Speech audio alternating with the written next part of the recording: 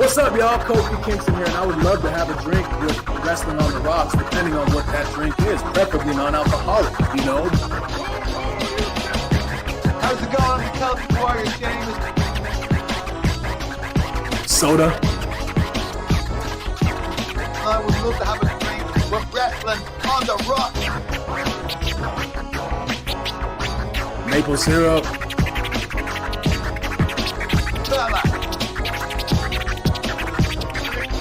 I would never have a drink with Wrestling on the Rocks.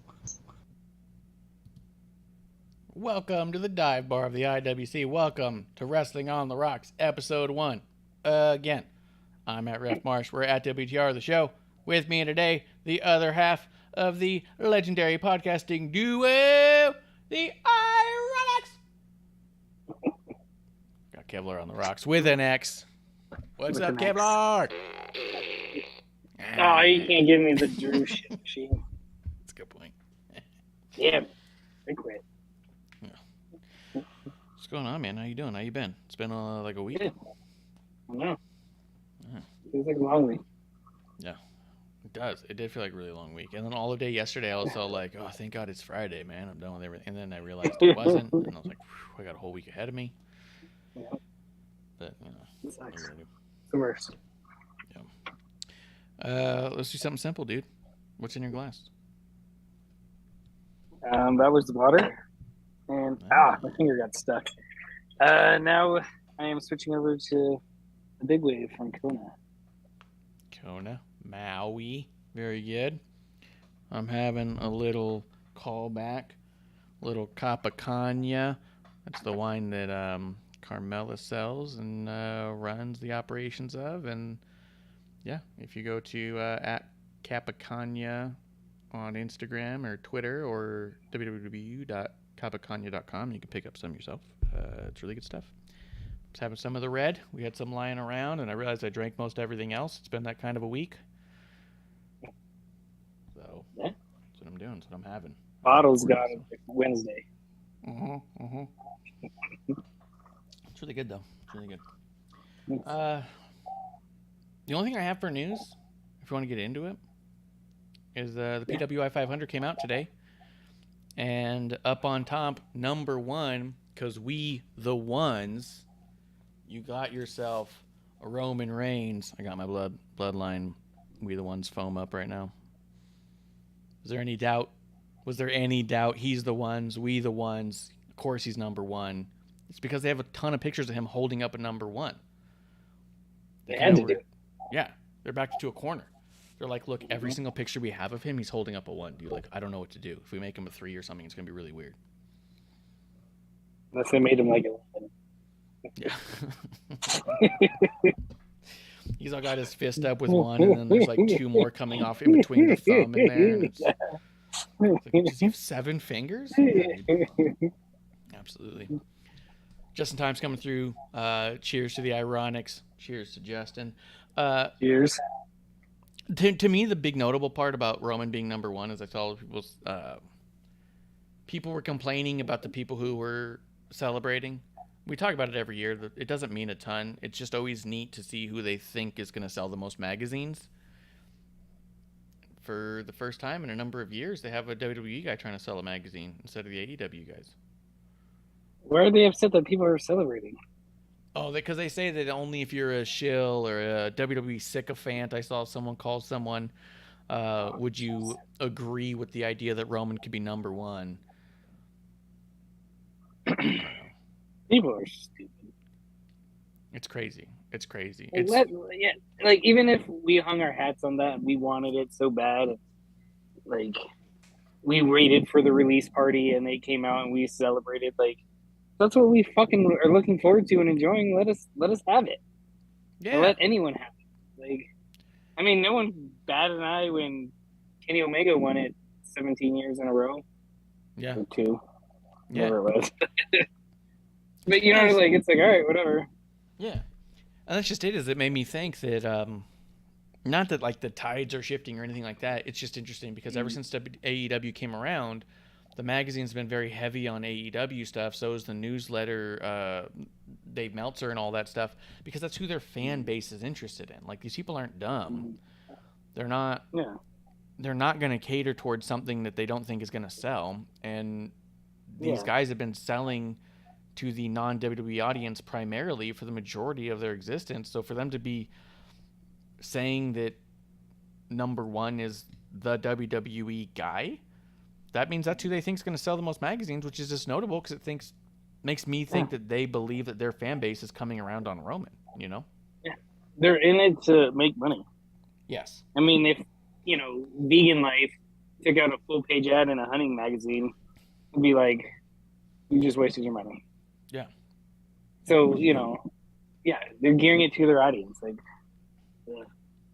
and it's fine to disagree. You can disagree, but don't then sit there and take it personal and like, oh, you're a shill of WWE and you know, who cares?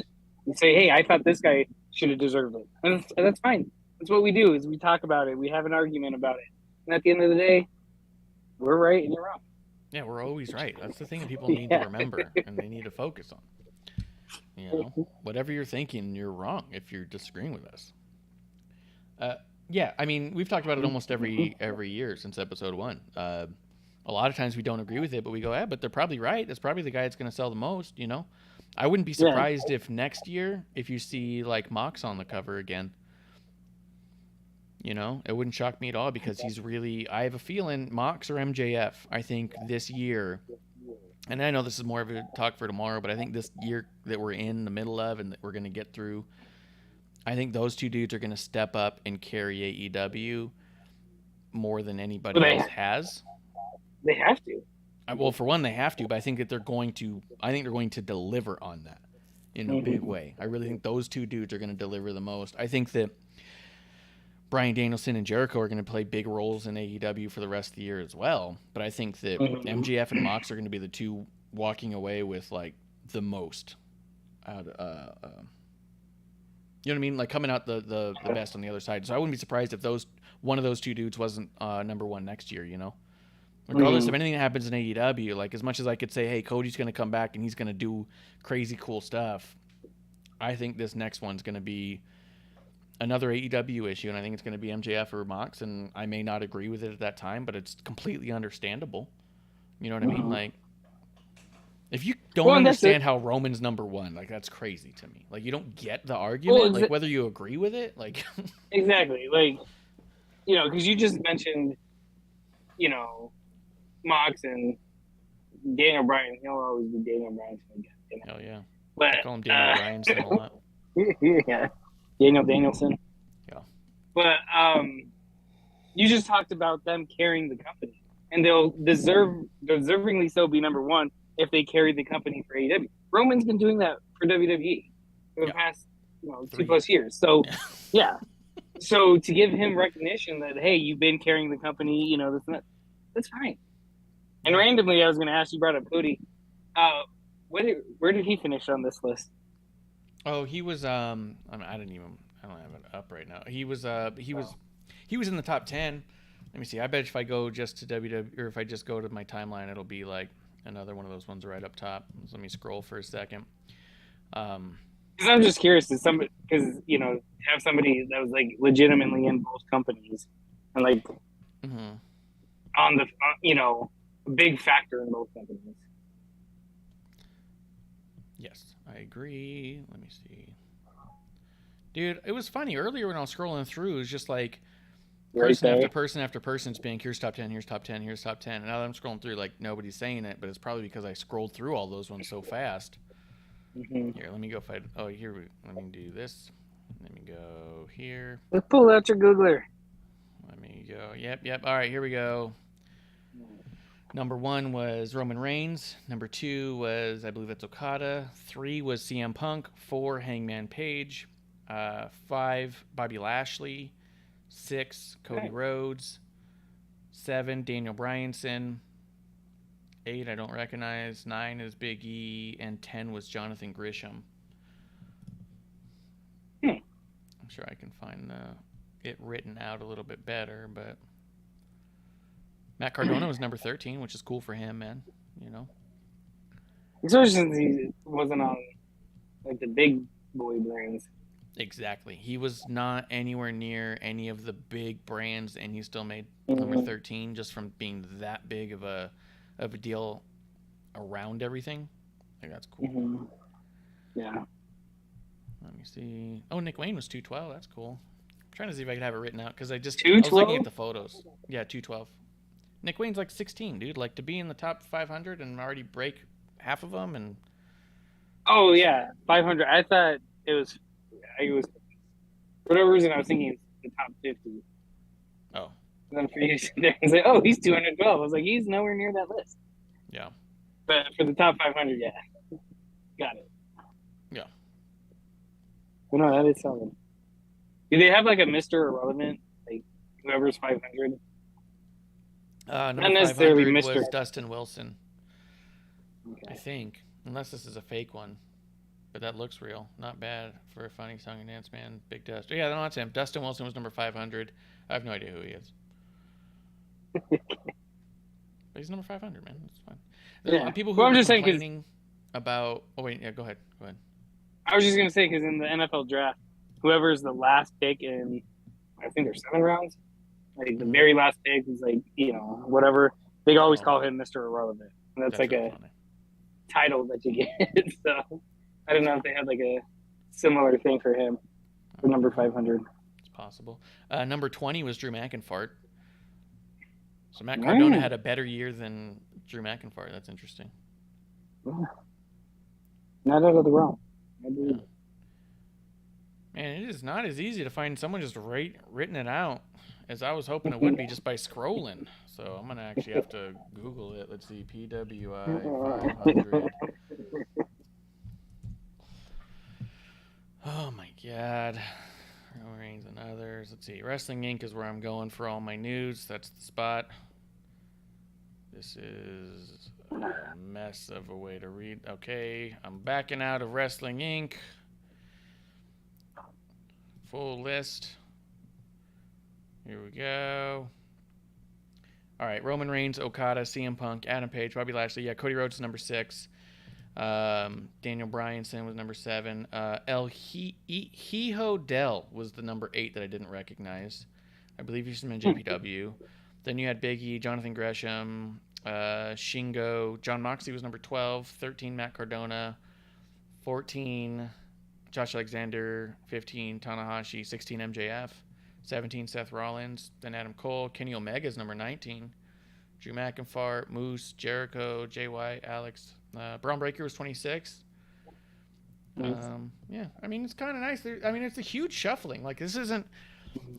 It doesn't look like they straight up just said, here's our favorite 10 from AEW, and then the bottom 10 are going to be WWE. Like, this is a shuffling of all the different companies, which is pretty cool to see.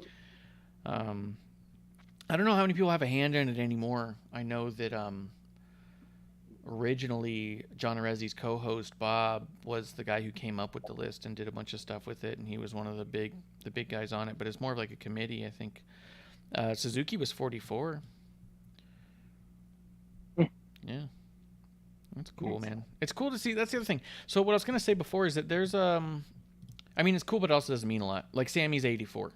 Come on, Sami Zayn. Yeah, He's I'm the one, surprised man. he's on the list. He should have been honorary. Should have been honorable mention. Yeah, honorary number one goose. You know what I mean? When Roman wins, we all win. You know, when Roman eats, we're all eating. Like that was, Sammy's just as much number one as anyone else on that list, from based off what I can tell. Greenper says, "Hi, yo." So a lot of people were complaining that the women and the men are on people different always lists. fucking Oh complain. yeah. Well, Justin says PW 500 is just another way to rile up the IWC. 100%. Because nobody there wants to have the conversation. They just want to be right without the conversation. We like to always be right with the conversation. That's what sets us apart. That and pointless aggression. Go ahead. And we got a bottle of old Kross, so make us drink our Crow. Mm-hmm. Please don't make us, because it's disgusting. Yeah, I really don't want to. Good motivation to stay right. So a lot of people are complaining that the women and the men are in two different lists, right? And the people who make the list were defending it, saying that women just don't get equal time to the men. So if we did them on the same list, you'd see less women on the list, especially the indie talent.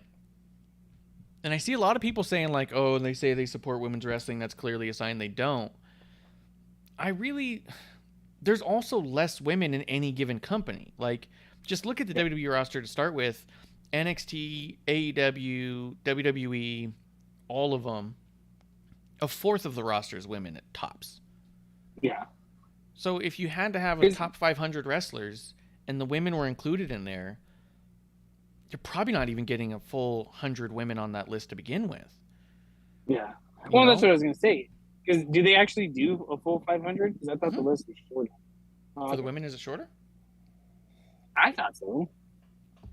I thought it was still 500 just to get the names out there. Because to me, that was the idea. Let me see. PWI 500 women's. Let me see. I'll look up last year's. Oh. Uh-oh. I think you're right. 150? 150? Women's 100 list, yeah. Yeah, well, I guess maybe if they did top 500, you'd have literally every woman on the list. Yeah. So I guess, I guess they have and 150. Yeah. And see, and I think what they should do is they should, separate them, and then even make just like a top 500 or top 50 of men and women. Hey, this is the best overall. Not, just one list with all the talent out there. Wait, no, it's 500 because I'm looking over here. 2021, this person, Devine, was 324. Ashley Vox was 318. Yeah. Jessica Troy was 411. So, yeah, they get 500 on their list, too. Like, it looks like their first ever women's 150 was a while back. I think they started at 150, and I don't know. Maybe they only published 150, and their website's 500, PW 500. I don't know. But they have them. 441, Billy Starks. How's she going to get 441 if they don't have 500? You know what I mean? She can just put the moniker herself. Yeah, she just said it. I'm just kidding. But yeah, like, I think they could do a top, maybe even top 50. Hey, this is, overall who we think's on there. Just have fun with it, but at the same time, people need to quit fucking complaining about shit. When I look at the cover for when Bayley and Sasha were on the cover, when Bayley was 1 and Sasha was number 5, it was our annual women's 100. Annual women's 100. So I guess and then in 2021 they made it to 150. I wonder if the magazine only carries 150 and then their website goes deeper, because that wouldn't shock me. Yeah. But unless the women I'm seeing, that could be the PWI 500 could be from the women in Impact. I think that's what I'm seeing, because like Jordan Grace is there, because women from Impact are allowed to be on the 500 because they're allowed to contend for heavyweight championships. And that was one of their ways of creating the list to begin with. People who were eligible to compete for that. So I wonder if those are just the women who have competed for Impact. That can go for any title, and they just made the men's list, I guess. Which, I mean, I guess ideally, yeah, you'd like them all to have the same list, but at the same time, I think that the idea of having two separate lists ensure that you get more eyes, because that's what the whole point of this whole thing is, right? To bring eyes to talent, like to get people to say, oh, look at who's this juicy Fanu guy, who's this Hammerstone guy they say is dominating. The point isn't to isolate, it's to highlight. So if you have an extra 50, 60, 70 women on a list somewhere in a magazine, that's a good thing, I would think. Well, that, and they're in it to make money. Well, there's that too. And if you get two magazines out of it, then you get more people buying it. That's a good point. And I was more inclined to buy Bailey on the cover than I was to buy one with Mox on the cover. Not that I have a thing against Mox, but, you know. But you're a Bailey shill. Notable Bailey shill. And then the other thing is, if they do a top 50 or top 100, like of the year combined, then they sell 3 magazines. Yeah. They could do a third one. That'd be good. Yeah. But, yeah, I don't know. It's cool. We the ones. Roman wins again, because Roman always wins. He'd be staying undefeated. Stacking those magazines. Oh, yeah. He smashes and stacks those magazines. He gets them sticky and icky, you know? Ooh-wee. Yep. Like a Playboy in a middle school locker. Yep. That's how he does it. That's we the ones. So I don't know, pretty cool for him, but yeah, I think it's always funny when it drops to watch the internet burn. How could it not be my fave? Okay. Yeah. Yeah, my favorite right now is Kevin Owens. I wasn't surprised he wasn't number one, if I'm being honest. Like, you know, Riot. Yeah. KO How could this be? We're right, you're wrong. Yeah. Did you want to talk some of the shows and stuff, or? Yeah, I thought we were gonna do a quick little tears on our beer for the Queen. For the Queen, dude. What did the Queen ever have to do with WWE? Let me look it up. Hey, she allowed that to go to her country. Well, she did allow it to go to her country. That's true. I looked up Queen Elizabeth WWE. It's not what I should have. WWE. I got a lot of links about Miss Elizabeth. Yeah. Yeah, we can do a cheers and a for the Queen. Yeah, I mean, just a quick one. Cheers. Well, when you do it, you have to have your pinky up. Of course, it's tea time. Mm-hmm. Yeah. She was like, what, 96, dude? That's crazy. Yeah, I know. And WWE even did a little thing for her. Yeah, I mean, she was on the throne for 70 years. Yeah, that was a long time. But also, didn't the WWE lose the WWF because of the lawsuit that went through the UK? Maybe. Yeah, that's why I say the Queen can get the F out. I'm done with that. Yeah. All right. I think I sent it to you. A random funny meme, like right after she died. It showed Prince Charles running somewhere with the Money in the Bank briefcase. Yeah, that was pretty good. I was good. like, ooh. It's not even cold yet, guys. Come on. I know. But also, like, she's 96. There's no way he's going to live till he's 96. You know Well, the other thing that I didn't realize, maybe just because I'm an uncultured swine, but that's how I usually refer to you. Yeah. Fuck. I didn't realize her husband, was it Prince Philip, just died a few months ago. Yeah. He was in his 90s too. Yeah. So by all accounts, Prince Charles is going to live until he's 180. I mean, he's That's not how Vince genetics McMahon. work, right? Right. Yeah, Vince McMahon's gonna be the only 200-year-old out there, I think, by my account. You know what I want to see too, as a total side note, that's just total bullshit. I want Pat McAfee to get Vince back on the show now that he's been retired for a bit, and just be like, So what's up, man? Like, you got a grill or what are you doing? Like, do you have a new seasoning or anything? Like, what are you doing? Like, I think right now is the best time to interview Vince and ask him absolutely zero wrestling questions. I'm more fascinated about what he's doing in his day-to-day. Yeah, in his day-to-day bubble without the WWE as a factor than anything else he's ever done in his life. Yeah.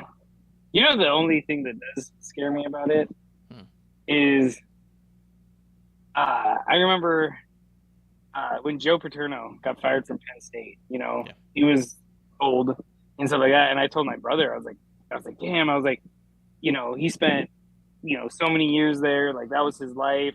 Like, you know, I wouldn't be surprised if he dies soon. Mm-hmm. My brother was like, that's fucked up. Like, why would you say that? I was like, because when somebody's whole life is geared towards one thing and then all of a sudden they don't have it. Yeah, and it's taken away. You know, where are they at? Yeah. And that's what kind of scares me with Vince. I'm just like, you know, he's been WWE for, what, 40 plus years? Yep. Like, daily, every day on the grind and stuff. And now it's like, go home. Yeah. You're done here. Died of a broken heart. Yep. Yeah. Yeah. I agree. But yeah, I think right now is the time for someone to try and interview Vince. Because for the first time also, you don't have to go through WWE public relations to get the interview anymore. Probably just gotta ring him up. Yo, Vinny. Vinny Mac, what do you do? What's going on? You know what I mean? Yeah. I just wonder what happened to the T-Rex skull in his office.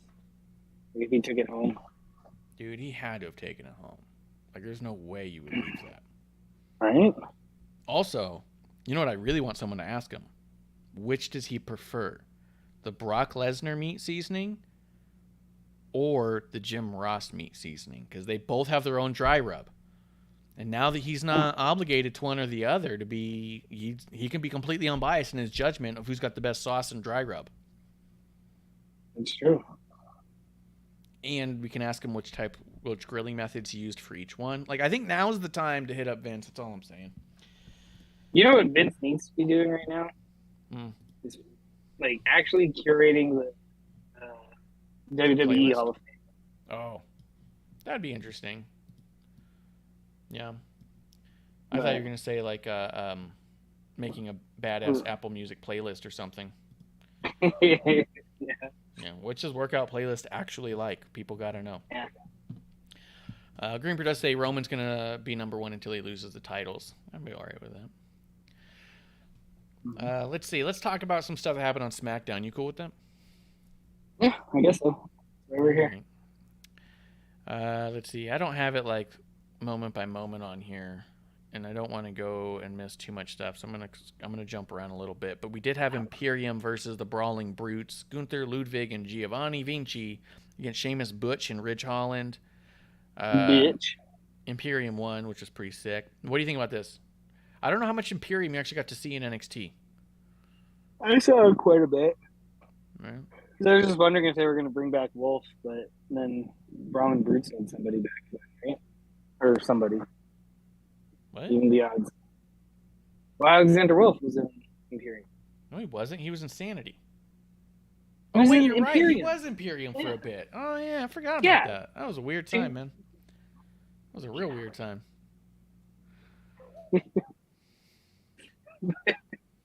Anyways. Because, I don't know, it seems like they're gearing towards Survivor Series with, you know, adding members and stuff like that. And then, obviously, that was all, I don't want to say thrown out, but with the 4-man tag that they had later. Mm-hmm. But, I mean, it was a good match. I liked it. Yeah, it was really good. I was really into it. I like the crowd responding every time Sheamus and Gunther were in the ring together. Dude, that crowd is like... Sheamus is getting his flowers right now, which he crazy deserves. We've talked about it over and over and over again. He's incredible. He's top 10 all-timer, and no one gives him that credit or that acknowledgement.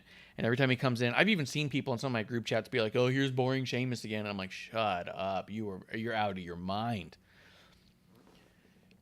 The Sheamus and Gunther match, as much as I don't care about the Meltzer ratings, he did give that one a 5-star, which I thought was interesting because I don't think he doesn't hand out 5-star matches to WWE very often. But even that one, he could not deny that match was awesome. Yeah. But yeah, I thought this was great, dude. Awesome. Raquel and Aaliyah defeating Toxic Attraction.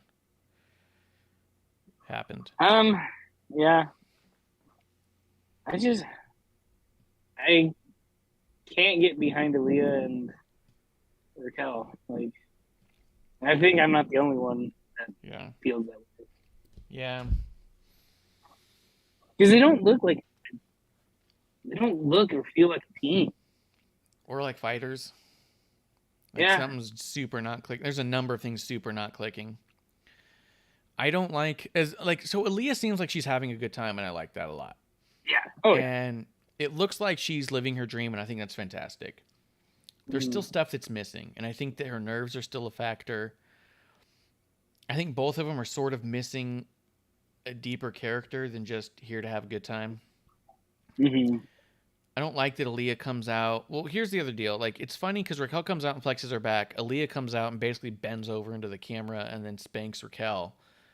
And it's almost like Raquel's like, look at my muscles. And Aaliyah's like, what are we doing? Showing our butts? Woo, butts. And you're all like, it's not what we were doing, but it is now, I guess. I'm not complaining. I'm not saying that they don't have anything to show off. I'm saying, like, it seems kind of weirdly placed. No, it does. You know? To me, it seems like like almost like sorority girls, like trying to get attention. Yeah, and I feel hey, like look at us, and oh look, I'm smacking her butt. Like outside of them kissing, like just hey, like I said, look at us. And I feel like that even draws away from the idea of them having character too. That even almost makes it seem like another hurdle to get over, and not something it's adding to. You know what I mean? Because the one thing that's tough to do at this point in WWE is to, quote, be the pretty ones. You know what I mean? Yeah. Like, the closest we have to that in a functional method is Toxic Attraction, who was their opponents, and Mandy Rose. But they're also like, we're so hot that the women, and they're doing the stable thing. Men want to be with me, and women want to be me, right? But Toxic Attraction does it in like a heelish way. Aaliyah's doing it in like a babyface way, which is really weird. Like, I don't know. It's a tough thing to do, and I don't think that they're latching onto a character that's easy to like latch onto. Mm-hmm. So it does seem like it's been weird. They've like their chemistry in the ring's been weird. So, but they beat Toxic here, and I don't know. More than anything, my takeaway was, is Toxic Attraction come to the main roster? Because I'm ready for that. Yeah. Well, and the thing is too with Aaliyah and Raquel just looks like she's beating up everyone the whole time, including Aaliyah. Like, even their tandem moves is just Raquel picking up Aaliyah and throwing her. Yeah. You know, like, they make Aaliyah, look so weak for the last couple weeks that, when you were talking about them being badasses, like Toxic Attraction, Mandy Rose, like, they backed it up. Aaliyah doesn't. Yeah. So. Yeah, this whole episode felt like a weird one for the women because we also had Ronda Rousey winning that an elimination match that had Sonya, Lacey, Xia Li, and Natalya in it. And this match was like, it felt super rushed, which means that everyone had to like lay down real early. And it ended up being Ronda and Sonya at the end, which felt really self-serving without anyone looking great. I would have liked to see, because I think that the idea of Sonya being an MMA fighter, yes, she did train for that. And yes, I believe she had a couple professional bouts, never on the UFC level ever, and never even on the Bellator level ever. I do think that the idea that she is a legit MMA fighter feels more like a gimmick than reality at this point. We've come too far away from it. It is reality, but I don't feel like we've rooted much of her identity in that at this point. Xia Li has a legit martial arts background. I think this would have been a cool time to push Xia Li and Ronda and have them really striking and have people go, oh, Xia Li is a real contender here. Because I feel like we're pushing Sonya and I feel like I don't understand while I'm watching why. Like, she's not bad, but she's not. Why is she number one contender for every title, every show? What's going on? You know what I mean? She loses a lot. She doesn't come off as clean as the others. She doesn't have the pedigree as the others. And yet she's somehow number one contender here and on SmackDown. Yeah. Well, she just answered you said here and SmackDown, here on Raw. But she just answered the open challenge on Raw.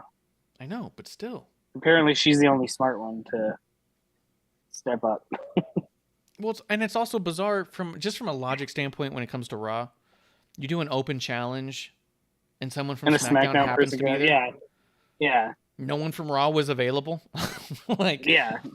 Why was Sonya there to begin with? Is she always there when she's a SmackDown talent and not? You know what I mean? Like, it's really weird.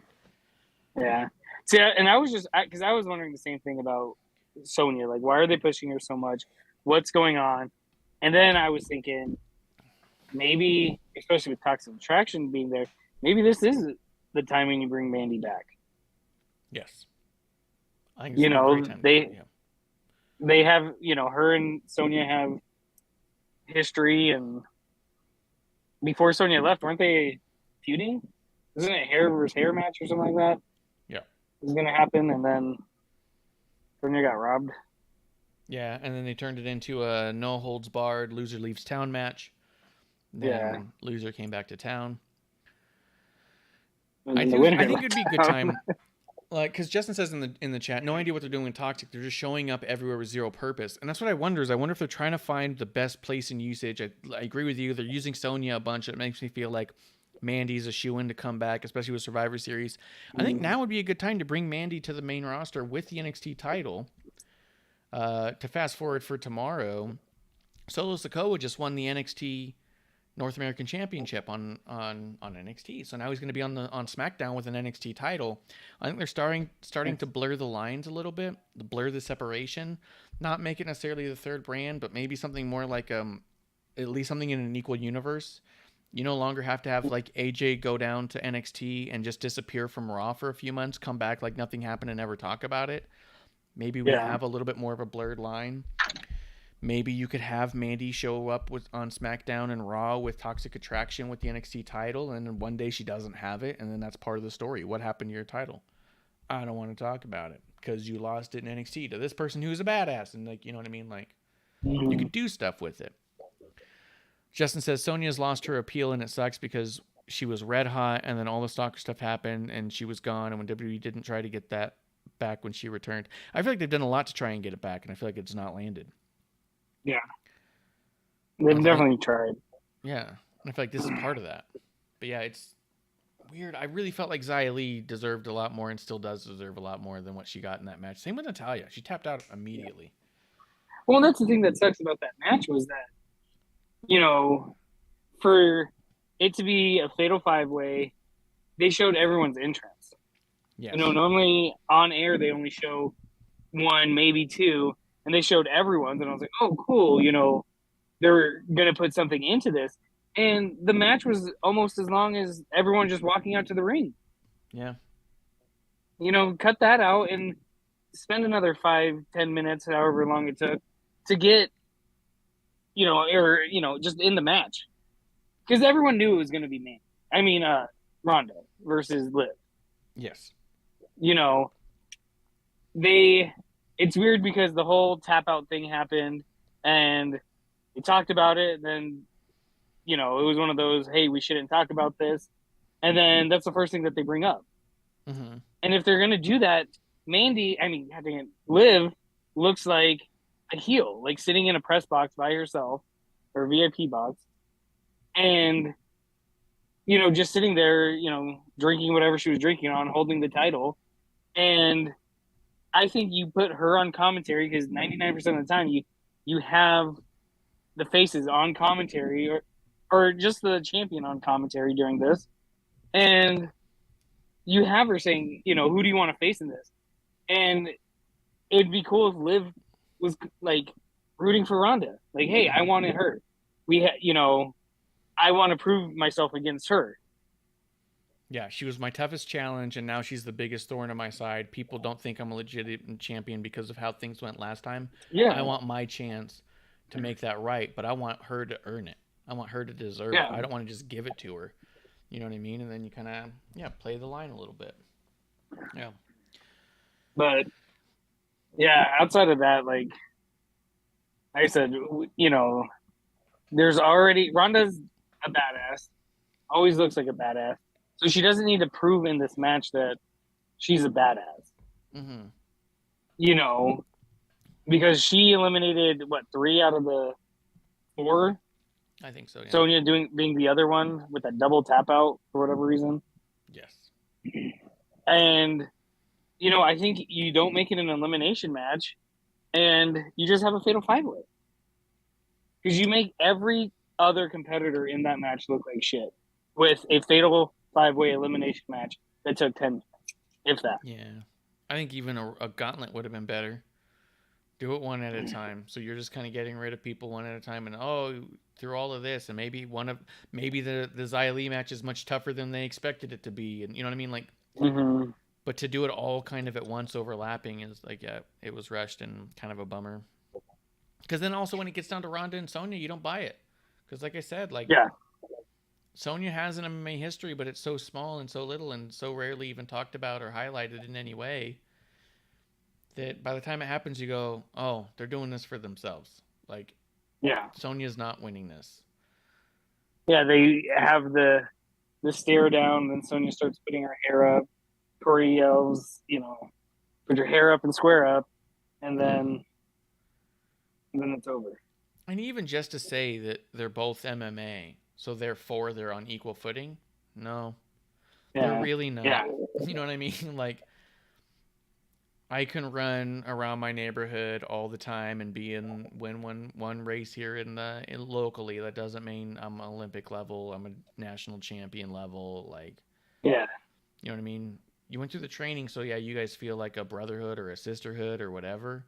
You feel a kinship there, but Ronda Rousey against someone else who never quite made it to that level is not as compelling at face value. You can make it compelling for sure, but it's not compelling by default, no. Yeah.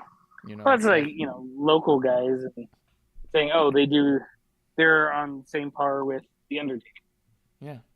No, they're doing the same thing, but there's a big difference there. Yeah. Yeah, there's a difference. So, yeah, I think it'd have been a good time to put over Xia Li a bit better, but hopefully we see more from her. She's the one also we felt the worst for in this one. We did get the teasing backstage of Ronda and Shayna. They may team up down the line, which could be cool. Mm-hmm. Oh, yeah. Street Profits and Hit Row against Los Lotharios and the Maximum Male Models. The Survivor Series match. You know what I thought was funny is I was like, oh, you can make the Survivor Series match if you just throw the women in there. Put Maxine and BFAB in there. But then I immediately realized that as soon as one of the women was eliminated, match should be over. Because they don't, you know what I mean? Yeah. Like, it'd be funny to see them, like, start the match and, like, let's say BFAB beats Maxine, and then they all look at each other and, like, well, I guess they win. Like, we can't eliminate BFAB now. Like, I think the biggest takeaway here, which for one I thought was really cool, that the Maximum Male Models specifically wrestle their gimmick. They don't wrestle the same style they wrestled other ways. They're trying to wrestle like they think a model would wrestle, and I think that's really fun to watch. Because that's something I've heard some of the old school guys talk about, that it's not like if I was a wrestler and I happened to be, let's say, a dentist for argument's sake, it would be me dressed up as a dentist wrestling the way I wrestle. That's not the way you're supposed to do it. How would a dentist wrestle? What moves might a dentist do that a different profession might not do? You know what I mean? Like, they're trying to do stuff that they think a model would do. And I think it's funny. I think it's cool. I think it's clever. I don't think it's going to last forever, and I don't think it's going to be my favorite gimmick of all time. But in the moment... You don't want it to last forever either. I do not. But in the moment, I think it's very cool that they're trying that, Yeah. But the biggest takeaway wasn't even on their show. It was on the digital exclusive. Max Dupree was backstage. He tells the guys, you have to go through the day to get to the, and then he pauses and says, night. And then he smiles and goes, yeah, and walks out. So, Nice. a tease that we may be getting LA Knight's return, which would be fantastic. Nice. He's one of those ones that's so incredible that just because we've seen so much he's done outside of WWE, that every time we watch him not doing what we know he's capable of doing, it's frustrating. Mm-hmm. He feels more than most like he's straitjacketed. So the idea that we could potentially see him actually just like, dude, go out there and be you, and let's see what you can do. I feel like his potential is so bottomless. Like, I feel like Bottomless? I don't know. It's like, is that not a lot of potential? What do you have? I don't want to say limitless. That's Keith Lee's thing. You say the sky's the limit or whatever. Sky's the limit. Like, yeah, I don't say it's bottomless. It's like Was it? potential's up, not down. Well, I mean, unless you're doing like, I mean, you gotta go down to go up, right? Yeah, but not bottomless. That means you keep going down. Yeah, you go down forever and you're on top.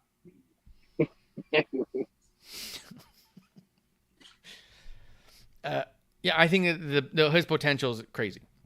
First time I ever saw him wrestle live in person, I was all like, "Oh, this feels like I'm in the presence of like a big major star. Like, this is crazy." And it was not a big major star like place I was at, so it was like, "Oh my god, I feel like I'm watching like a Stone Cold." Not that I felt like he was, Stone Cold, but like it felt like you're watching a fucking like someone to A marquee name. Yeah, it felt marquee. Talent. Yeah. And so, I just want to see him get the ability to do what he clearly can do.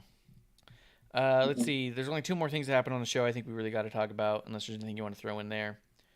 Braun Strowman came out and beat the shit out of Otis and Gable. Oh, real quick. Justin says, wish they would have just kept Mace and T-Bar together and just had them wreck the tag division. Hell, give them the tag titles as well. There's still time, dude. T-Bar could be a model. Yeah. T-Bar. Oh my gosh. Braun Strowman beat the shit out of Otis and Chad Gable, doing some sort of jackknife powerbomb type thing. Which we've said we need to bring back the power bombs. Yes. Let's go to them do it. I really liked Otis's sell. The way he like popped Arched up and his back. Yeah. I mean, it's cool to have Braun back. I think Braun's pretty awesome in a lot of ways, but I also really am not sure I guess he's just going towards Roman is what we're doing, right? But we have to destroy the tag division on the way up. Yeah, that's what they do. Like I don't get it. He makes his return on Raw. Then they interview him, and he says, they're like, "What are you doing back?" Tune into Smackdown, and you'll see. So, like, oh shit, something's gonna happen. And then he just attacks Otis and Gable again. Yeah, and he doesn't say anything. He doesn't say, "I'm coming for you, like, Roman. Usos are next." So he doesn't say any of that. Yeah, I was like, so that's why you returned to go after Otis? That's one thing I will say too is like, it was weird because you see Otis and he's a big guy. He's just a big dude. You see him next to Gable all the time and he looks big. And when he was next to Braun, or interacting with Braun, I actually looked at him like, damn, he's even bigger than I realized. Yes. Because he didn't look small next to Braun, and everyone looked small next to Braun. Yes. He's wide, dude. When I met him in person, he scared the shit out of me. He was being really nice and friendly, but he came out from behind a curtain. I was backstage at Raw, and he just popped out and said, "Hey," because he was doing this Chris Farley bit with Heavy Machinery. It was him and Tucker. And Tucker was tall, but I remember just looking at Otis and being like, motherfucker's big. Like, he is wide. Like, when you talk about a human wrecking ball, it's because he walks in like a fucking ball of a human. It's crazy. He's a double wide. Yeah. He reminds me of a guy. I was in a boot camp once, and we had to do push-ups a certain way, and the way you had to do it for it to count was you had to what they call breaking the plane, where you have your back has to go just below your elbows. And I was in there. We had a guy that we referred to as Tank because he was just like this big Samoan dude, and he showed that because they said that none of his push-ups counted. And when he was like, "Why?" They're like, "Well, because you're not breaking the plane. You're not going below. Your shoulder blades aren't going in." He had to prove to them and some superiors that it was a physical impossibility. His chest was so big around that as he came up, before his elbows got behind his back, he was on the ground.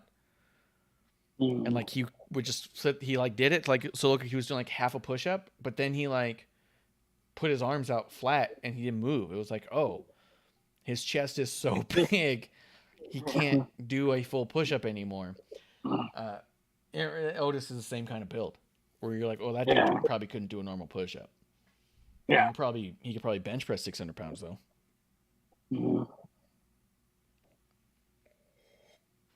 Yeah, but like I said, just seeing them side by side, it was like, damn, like Braun doesn't look as big, and maybe that's the whole thing now. Monster of monsters or whatever. Monster. Yeah, and he's in great shape. Braun looks amazing. He looks Yeah. fast as Oh ever yeah. looked. R.I.P. CYN. All right, let's talk main event. Drew McIntyre against Solo Sikoa. Earlier in the night, we had a promo with Solo, with Sami Zayn and the Usos, which was just gold.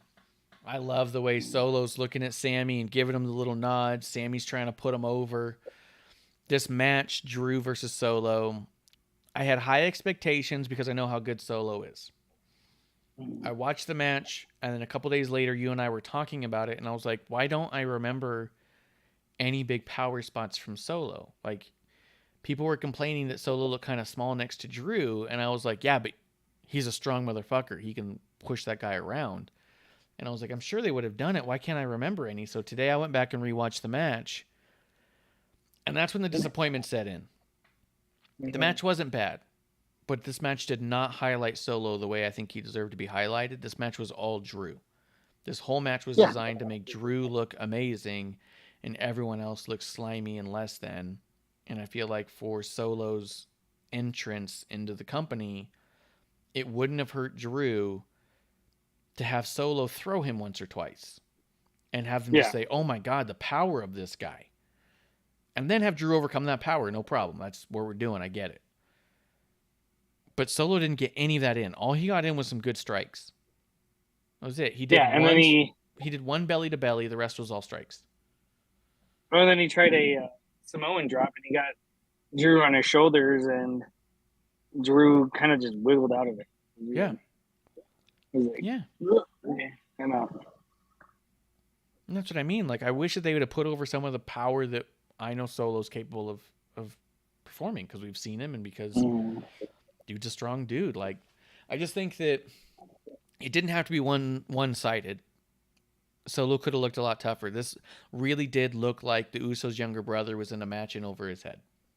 And everyone around him was trying to protect him from being in over his head. And I really wish that they played more of the Drew McIntyre's underestimating Solo, and you don't want to underestimate this guy. He's a street thug. Not thug, street champ. You know, like, this is a dude who's a fucking fighter through and through. You don't want to underestimate this guy. But they really made it play out like, yeah, you can underestimate him. He's a lesser than. You know? Yeah. Which is why I'm also wondering if part of that is what they're hoping to rectify by giving him the NXT championship. So when he shows up next time on TV, he's got a title, and now it's like, oh wait. Last time I saw this guy, he was having everyone cheat around him for him to lose still. And now he's here with a championship. What happened? And then maybe it encourages people to watch his Mello match, which went really well. Like, I don't know, man. I was disappointed because I think Solo's badass, and I think he's really good, and I don't think this highlighted that for his first match on the main roster. Yeah. Well, and that's the whole point is, basically first impressions. Like, we saw him interfere in the main event of Clash at the Castle, which is fine. Then he comes out, does the promo work, which was fine. But for his actual match, it just, like you said, like it didn't make him look good. Yeah. And then with Drew winning, well, I guess it was a disqualification. Yeah. But it didn't make Drew look any better either. Yeah. Like if there was more back and forth, more, like you said, Solo showing how strong he is, throwing Drew, I think that would have been, a lot more dynamic and serve, a purpose. Yeah, a better purpose. And showed that that he is a force to be reckoned with. Yeah, like, oh shit, the Bloodline's got him now too. Like, oh my god, Yeah. this is gonna be tough. Yeah. But to see it this way, you're so like, oh, it's just another number in the pod. It's just another. Yeah. I mean, like Sammy looks better against Drew, and I don't think that's what you want. Yeah, he did. Yeah. It did end like you'd already talked about or teased about. Karrion Kross shows up out of nowhere, chokes out Drew McIntyre so hard that the cameras go black and white. And I hated that shit. As he chokes him out so hard that the entire live feed faded to black, and even the commentary faded into obscurity as the show went off the air. Yep. We're going to talk about it, I think, as well on Raw with the Dexter Lumis stuff, but very much in tune with Dexter Lumis that we've talked about the last couple of weeks is there's some stuff that's just way overproduced. And this is one of them. I really think that the cameras going black and white is worse than Fiend's lights going red. I hated that shit too. I didn't love it.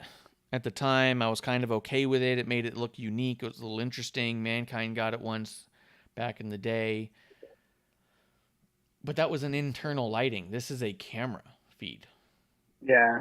Like, even that's the internal thing, lighting is something you can almost work with, right? But, like, this is like, oh, the cameras have turned to film.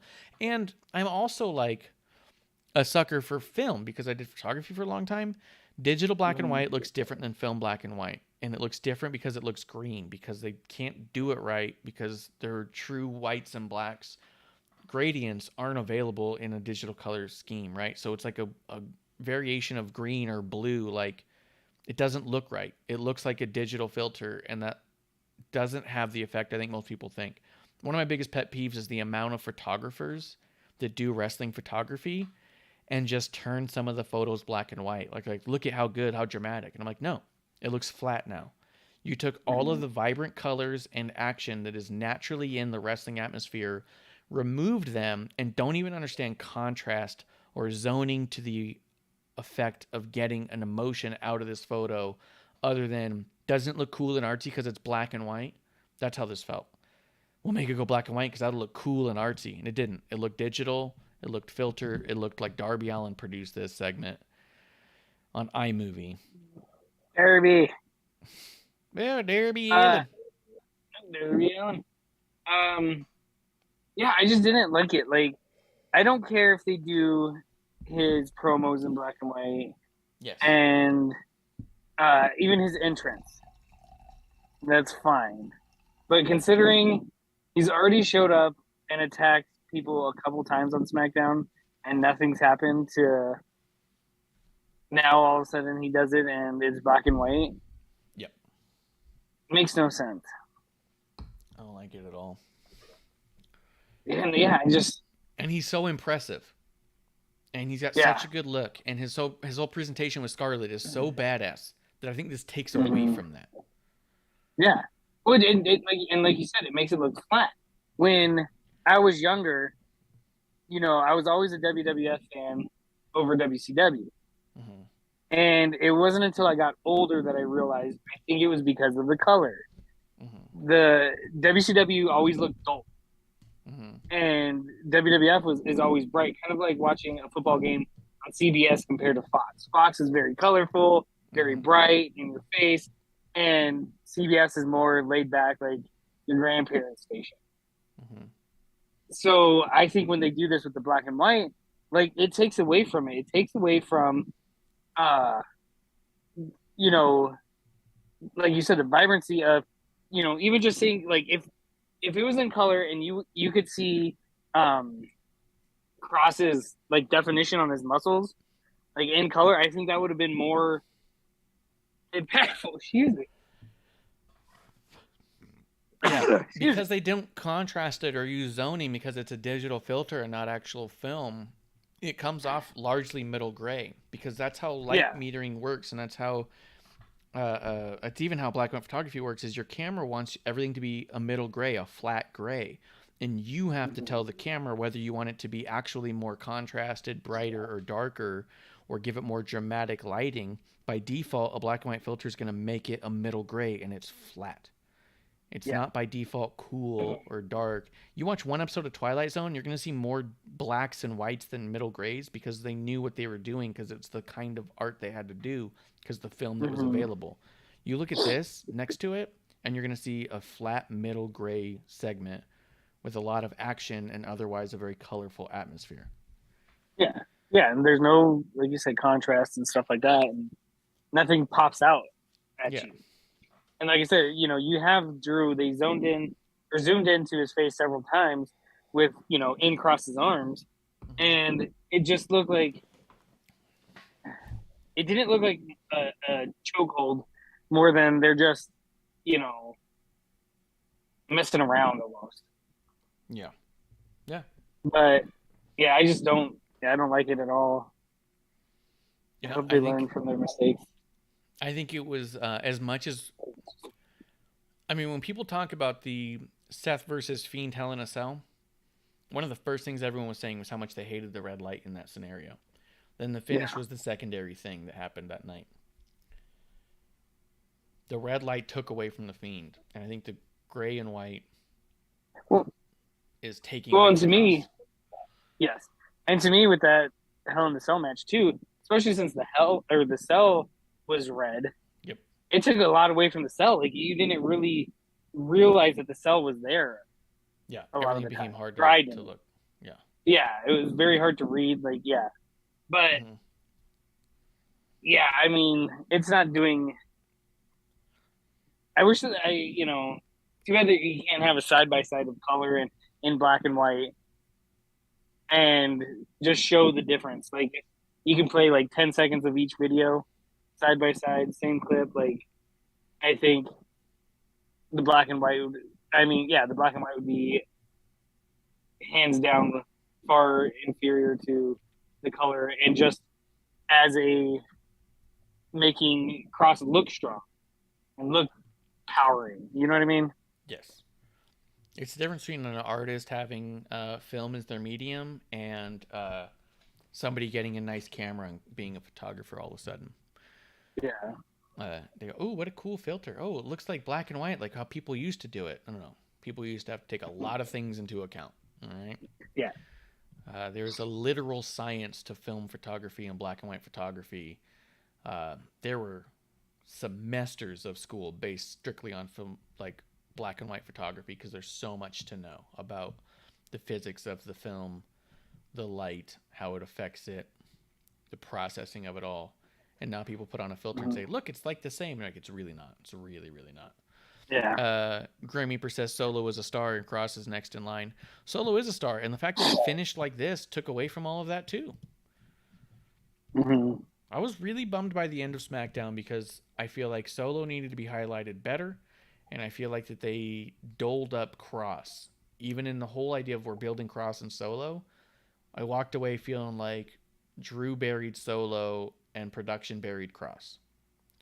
Yeah, I feel like Kross is wearing his demolition gear again. Yeah, might as well. Yeah, it's a bummer. They don't need to do it, but they're doing it, and I guess we'll see how it goes. Yep. Let's see. Raw happened. It was a pretty solid Raw, dude. There was a lot that I liked about it. It did open up with Seth Rollins talking shit on Matt Riddle. Said he doesn't have anything to do with him anymore. I thought it was a really good promo. I thought it was interesting that the crowd started chanting rematch, and it was frustrating Seth. How many times have you heard a rematch chant? Never. I think this is the first. I don't know that it's ever happened ever in the history of time. But really cool that it did. I mean, so Riddle comes out with a mic, says bro, throws the mic, and then rushes Seth. That was dumb. I wish that he had said nothing rather than bro. I'd rather he come out with a mic, go to say something, and just look so mad and throw the mic and just yell something as he's running to the ring than actually pick up the mic, pretend he's saying, like, you know what I mean? Like, that was silly. But Yeah. the little melee there was pretty cool. It gets interrupted by Judgment Day. You get Finn Balor and Riddle. Finn Balor talks some shit to Riddle, which was cool.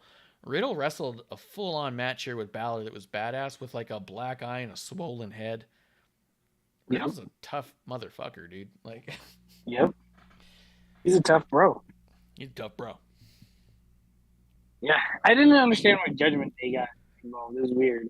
No idea.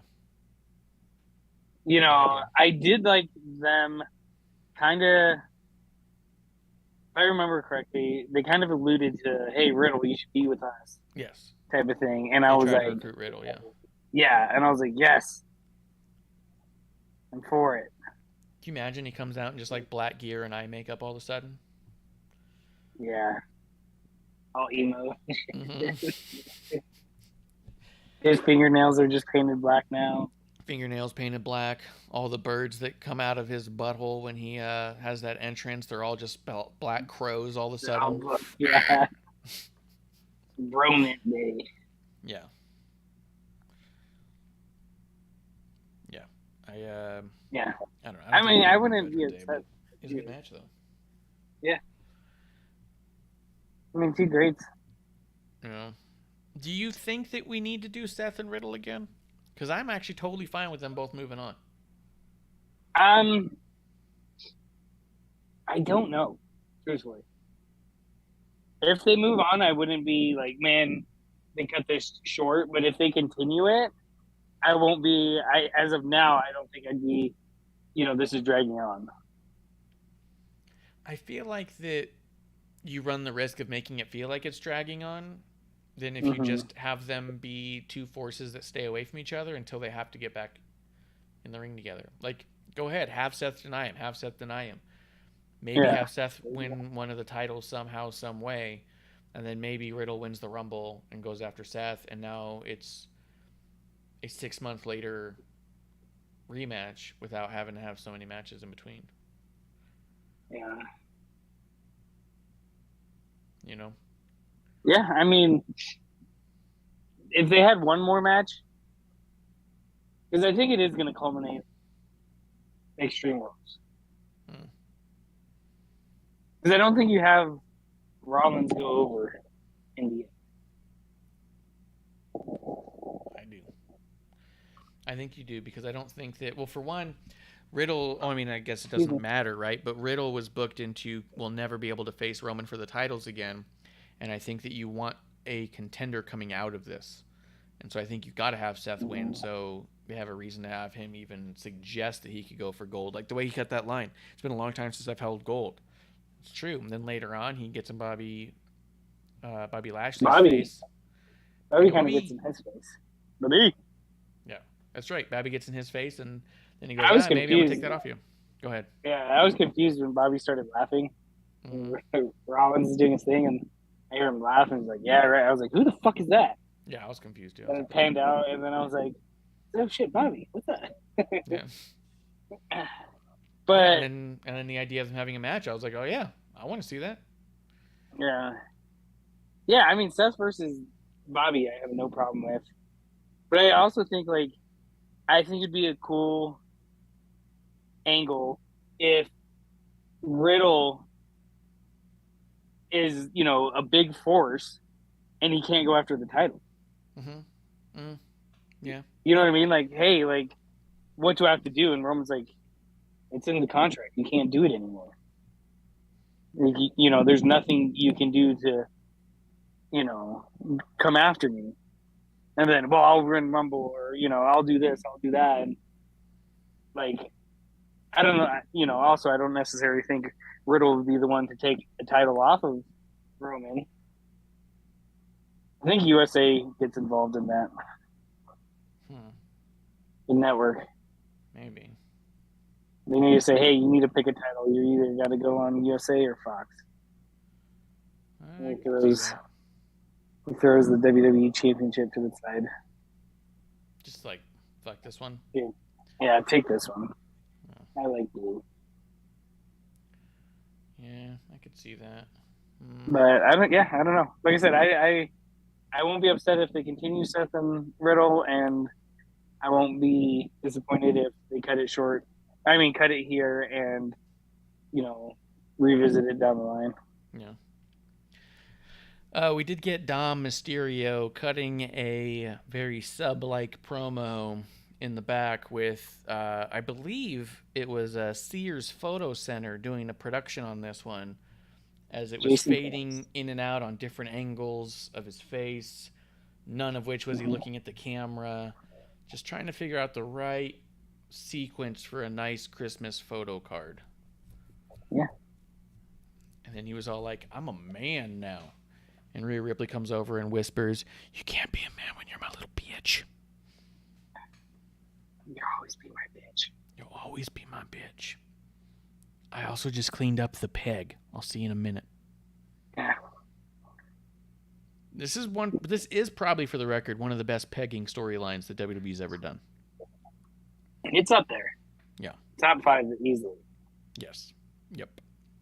They had a bunch back and forth with Rey Mysterio, too. That whole Rey Mysterio thing where he comes over and talks to Dom, and Dom just, like, stares into nothingness the entire time was a little weird. Because he's brainwashed. But he also could have said, shut up, Dad. Anything. Dad. My time. You're old. Yeah. You don't even know what it's like. Yeah. Rhea's really strong. Yeah. Have you seen her traps? Also her muscles? You know what I mean? I was about to say, have you ever had a woman pick you up? And then I'm like, that's Rey Mysterio. Sure. Rey Mysterio said Most yes. women have picked him up. Yeah. Yeah. Rey Mysterio's all like, Dom, I've been dominated by women my whole life. How do you think you got your name? It was forced on me by a larger woman. Pretty good, right? Mm-hmm. Yeah, I mean, it's interesting. I think it is kind of cool. Like, it's very, like, high school-esque. Like, yes. The girl telling, manipulating the boy and doing what she wants and stuff like that. And, turning him on his friends and stuff. So, I think it's interesting. Crazy? Hold on, go ahead. Go ahead, say it. I was just going to say, I think it's interesting. I'm curious to see where they go, but I hope this doesn't drag on. This is one I think could be short and sweet and take it and, go from there. Mm-hmm. And I think Ray, for the record real quick, I think Ray joins Judgment Day. You think Ray's going to join Judgment Day? Yeah. I like the idea of that. I think he's gonna turn on Edge, and then you might have like Ray and Edge shit, and you can draw that out for a while. But I think Ray will sit there and say, "Hey, blood's thicker than water," and you'll see Ray in the purple and black. That'd be cool. I think I'd be okay with that. Yeah. And then his eyes, instead of just being white, they're like purple. That'd be good. Yeah. Justin does say Dom and his ridiculous trying to act mad faces. He said, "God's so dumb."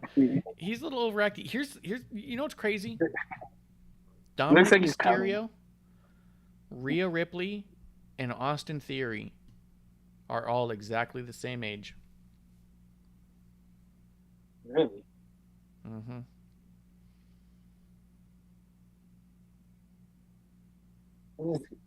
No, Dom just seems like a kid, but of course. Yeah, that's exactly, dude. He somehow comes off like a little baby, and not just a baby face like good guy, not just like a baby face like his kid looks like he looks young. His body looks like it's underdeveloped. He ripped his shirt off at Clash at the Castle. Yeah, 100%. Get that one on.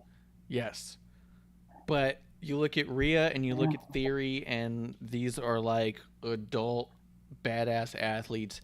I always try to defend Dom when people say he's only there because his dad's Ray, and say, look, he's put in a lot of work.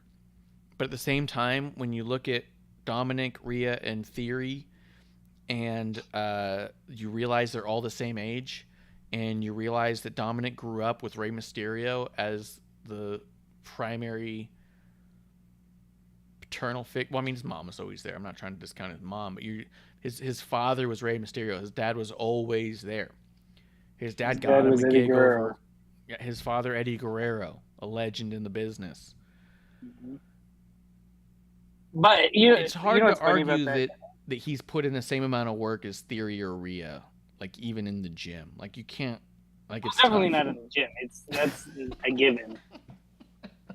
But like in ring, you know, he's got some skills that, you know, it's there. He's got, you know, the potential, the upside, the downside, as Marsh likes to say.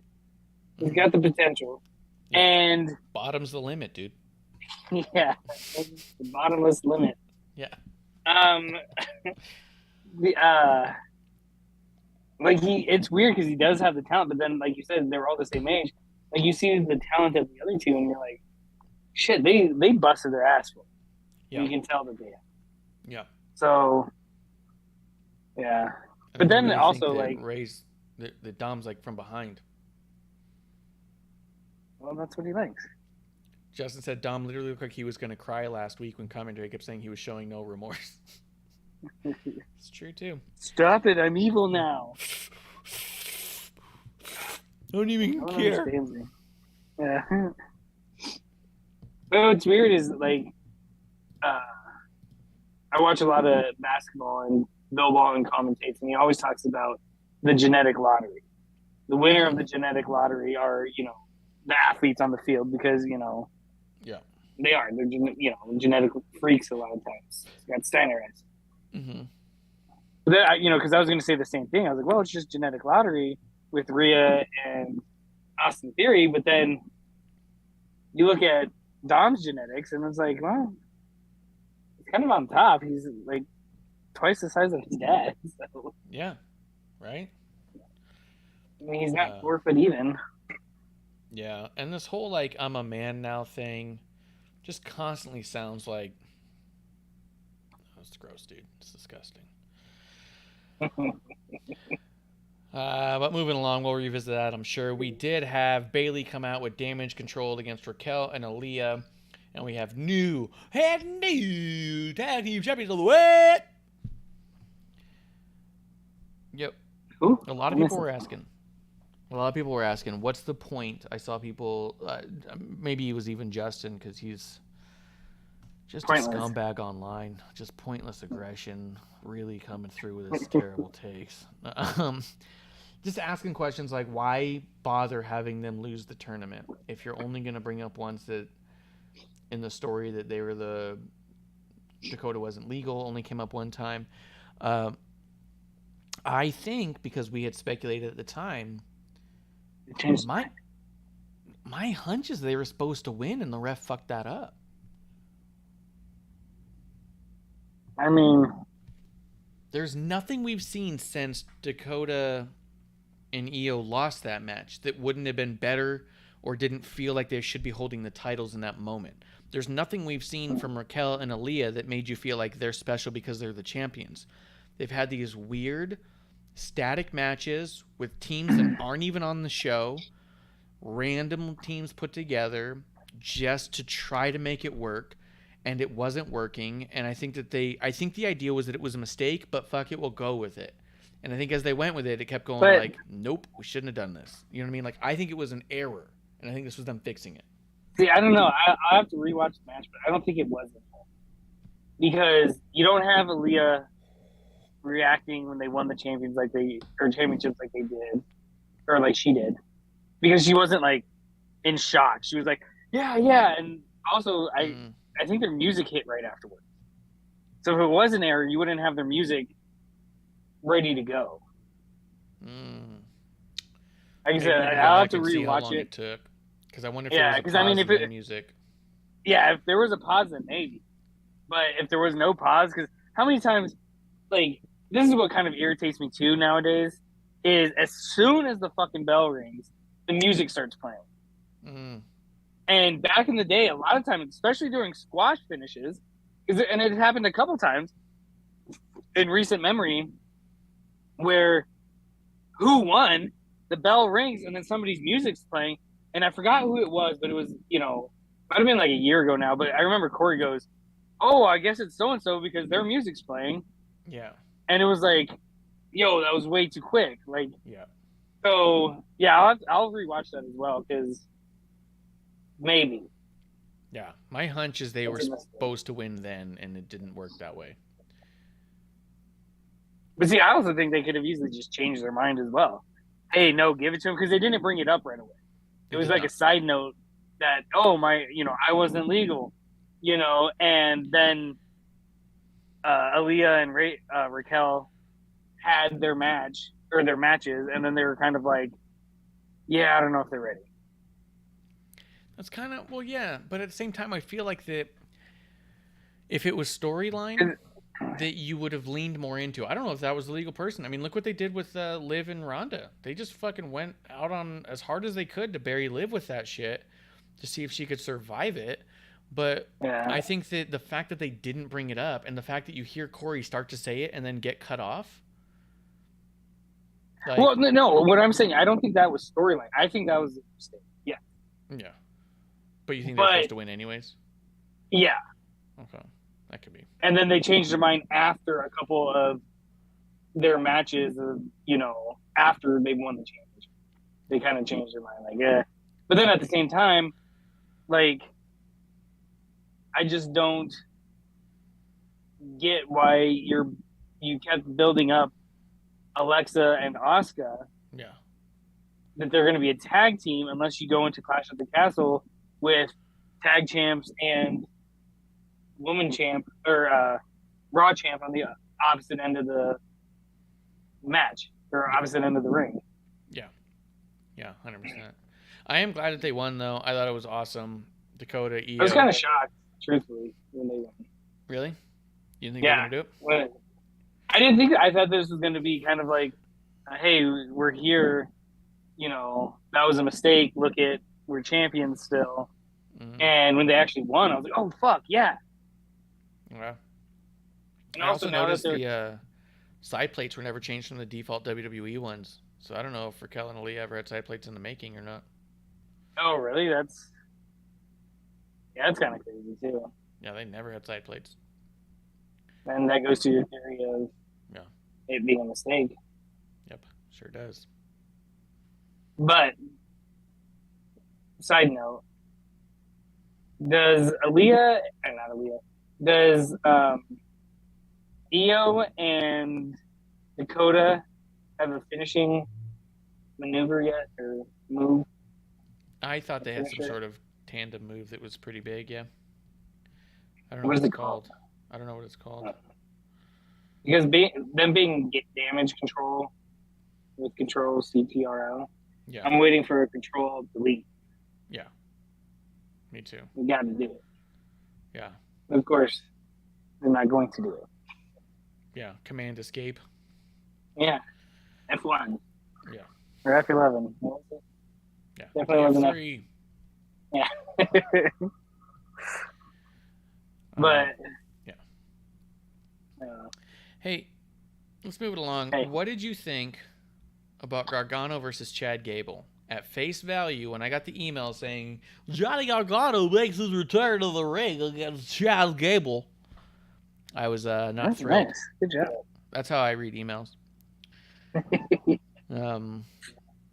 Poor warranties. I can't do it.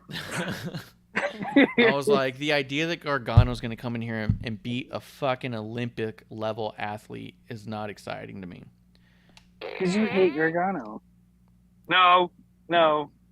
You can't give Gargano the fart gun. You already gave me the fart gun. The Claymore. Should name that thing the Johnny Wrestling. You sound like What? Harry Carey. Kinda. Sounds like who? Harry Carey. Oh yeah, that was pretty close to Harry Carey. Well, here's the deal. No. Gargano. Gargano wins. Gargano wins. Gargano gets the victory over Chad Gable.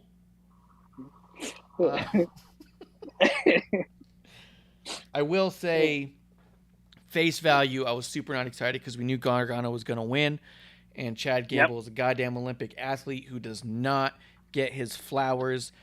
Even people who say they enjoy him and find him entertaining, they never talk about how good and impressive he always is. Every time he has a match, I go, oh, this will probably be good. And then every match I go, God damn, he's so good, dude. Like, he blows me away every time. And you forget that he's that level of an athlete because he is funny, because he is small. He's all those things. The crowd even started chanting Shorty G at some point. And not to mock him. Shorty G. I know. They weren't even trying to mock him. They were just saying, like, they were chanting Gargano, and then people were saying, like, fuck, dude, I don't know. This Shorty G motherfucker's good. I will say Who that was he in tag team with when he was Shorty G? Sorry. Was it Dolph? Was it Shelton Benjamin? No, I don't think him and Benjamin tagged together. I'll look up Shorty G matches real quick. Shorty G matches. Or is it that just what Sheamus called him? Shorty G versus Lars Sullivan. Ooh, I did not. I hope. Google Shorty G versus Cesaro. Shorty G versus Sheamus. Shorty G quit SmackDown. Maybe they just called him Shorty G. I thought he was in a tag team. But anyways. He tagged with Roman one time. Oh, really? Yeah. Hey, against Corbin and Ziggler. Yeah, I should have been champions. He should be the jester in the bloodline, in the King's Court. Yeah, that'd be good. But anyways, yeah. I mean, it was when you told me about it, because I don't read emails. I don't go on Twitter. Mustafa for a little bit. I thought he had like a legit tag team with somebody. No, doesn't look like it. No. But anyways, yeah, when I heard about it, I was a little disappointed because at this point, Shorty G's lost like 15 matches in a row. Yes. But at the same time, like outside of a jobber, who do you have Gargano go up against? Mustafa Ali. Yeah. I absolutely would be totally fine with Gargano beating the snot out of Mustafa Ali. That would have made me happy, for sure. Well, truthfully, it should have been Theory, but Theory would have had to win. Because Theory looks like shit. Yeah. Theory's not been looking good. That is true. Can confirm. He is bottomless limit right there. Yeah. Bottomless limits. So yeah, face value, I was not excited for this match at all. I was not happy about it. I didn't want to see it. Mm-hmm. Shorty G. But then the match happened, and I was not at home when the match first aired. Producer lady watched it without me. She doesn't care about That's watching rude. things with me. Yeah, she doesn't care, dude. Wow. She's living her own life, you know what I mean? She's like, oh, I'm a strong, independent woman, and I'll watch wrestling without you, you son of a bitch, and throws things at me, and you know how it goes. She calls you bitch. I've been there. Calls me names and stuff. She's all Doesn't like, whisper it. no, she doesn't whisper it at all. Like, I'm always like, bitch. She's not. She's like, you bitch. You. Yeah, get over here, That's what- bitch. That's what she's. Yeah, exactly like that. That's how she talks to me. It's crazy. It's Make me a outrageous. sandwich. Are you busy? Shouldn't you be at work? Yeah, shouldn't you be working? I was trying. Yeah, well, I'm trying also. I think we're all just trying. All right, let's go. Gotta go. All right, guys, I gotta go. Last call. The internet cuts out. Fades to black, like Yeah. Karrion Kross. Yeah, face to black. She's in the room. Yeah. she was like, "You're gonna want to watch this match." I was like, "I really intended to not watch this match. I had every anticipation of asking you what you thought of the match without watching it at all. I didn't want to see it." This was my bathroom break match. Yep, I had every time. I was holding in a poop just for this match. Mm-hmm. This match ended up being really good. Yeah. I think. I wonder a couple of things. I wonder if Gargano shows up and everyone's all like, "Look," I wonder if Gargano's smarter than I think he is. Remember how before I was saying I think Triple H is smarter than we give him credit for, and that he understands some things are going to work in NXT that won't work on the main roster? I wonder if Gargano's also that smart to say, "Hey, that was a moment in time with a certain type of crew, with a certain type of audience. I'm going to have to do things different here." Mm-hmm. You know what I mean? And I wonder if he was out there listening to Gable, and Gable was all like, "I'll make you look legit if you fucking listen to me." You know? Mm-hmm. Because this match was awesome in a way that, like, I watched every match Gargano had in NXT, and I never once thought he was a good technical wrestler. I never once thought that he would be able to go toe-to-toe with an amateur wrestler and make it look like chain wrestling. Never once. Yeah. Probably because he didn't have to do that type of stuff. He wasn't in the ring with guys like that. You know what I mean? But this match, I was all like, "Oh shit, he might be a chain wrestler. Like, he might be the kind of dude to be cool to watch him against a Timothy Thatcher." Mm-hmm. You know? I kind of want to see Gargano against Ziggler now. And coming into this match, I didn't want to see Gargano at all. I wanted to poop. I wanted to poop real bad. Tell me what you thought about this? Shit on my couch. Yeah, so I shit my pants. I watched the match. I was pleased with myself. Yeah. I was physically abused by my girlfriend. Just a normal Monday night here, guys. Just Monday night. Wow. But yeah, I mean, I thought it was a good match. I think both guys worked well together, like you said, and yeah, I think it was a really good debut match for somebody. Like, if you weren't familiar with him before, to show and highlight stuff that he's capable of without just steamrolling somebody. Yeah. Yeah. So yeah, I mean, I thought it was good. I liked Gargano, and it makes me a little more curious of where you go from here. Yes. Like, how are they going to build him up? Where is he going? You know, what is he doing? Is he going to be the third person in Miz's entourage? I can see that. I also feel like we're already in levels where I feel like they're over pushing him, and not just because this match. This was fine. Mm-hmm. This is followed up by a Kevin Owens promo. We're going to talk about that in a minute. Yeah, can't do that. Yeah. Yeah. Before we talk about what Kevin Owens talked about, on top of what Kevin Owens talked about, Johnny Gargano has been on After the Bell like twice. Mm-hmm. Johnny Gargano was also on Ryan Satin's podcast. Then you have this Kevin Owens promo that talks about Gargano like 7 times. He doesn't even mention anyone else. He's trying to talk about the heart and soul of WWE and where WWE come from and the backbone of WWE. And he keeps bringing up Gargano like he didn't just show up and have one match.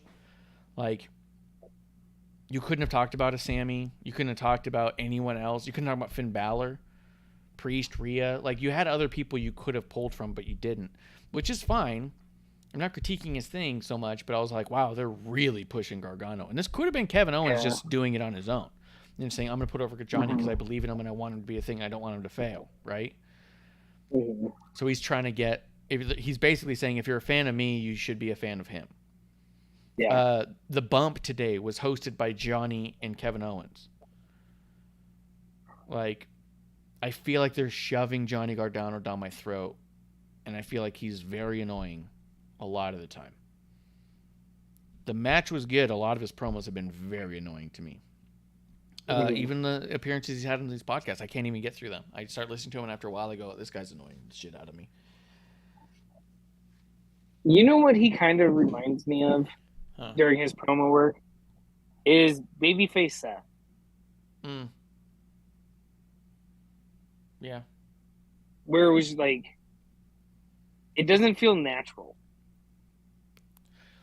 Because he's Like, forcing a storyline that doesn't make sense. Yeah. Even commentary was all like, you got to remember, Gargano has a kid at home. He might be doing this off of no sleep. And we're like, Gable's got like 5 kids at home.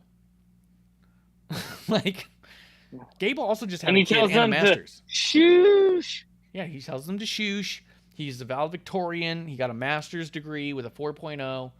Like, they're pretending like him having a baby at home sets him apart from the rest of the entire roster. It does not. You're one of very many parents in this fucking company.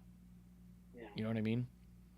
And so I find that annoying. He talks like being out of the ring for 9 months was out of his control when it was literally his decision.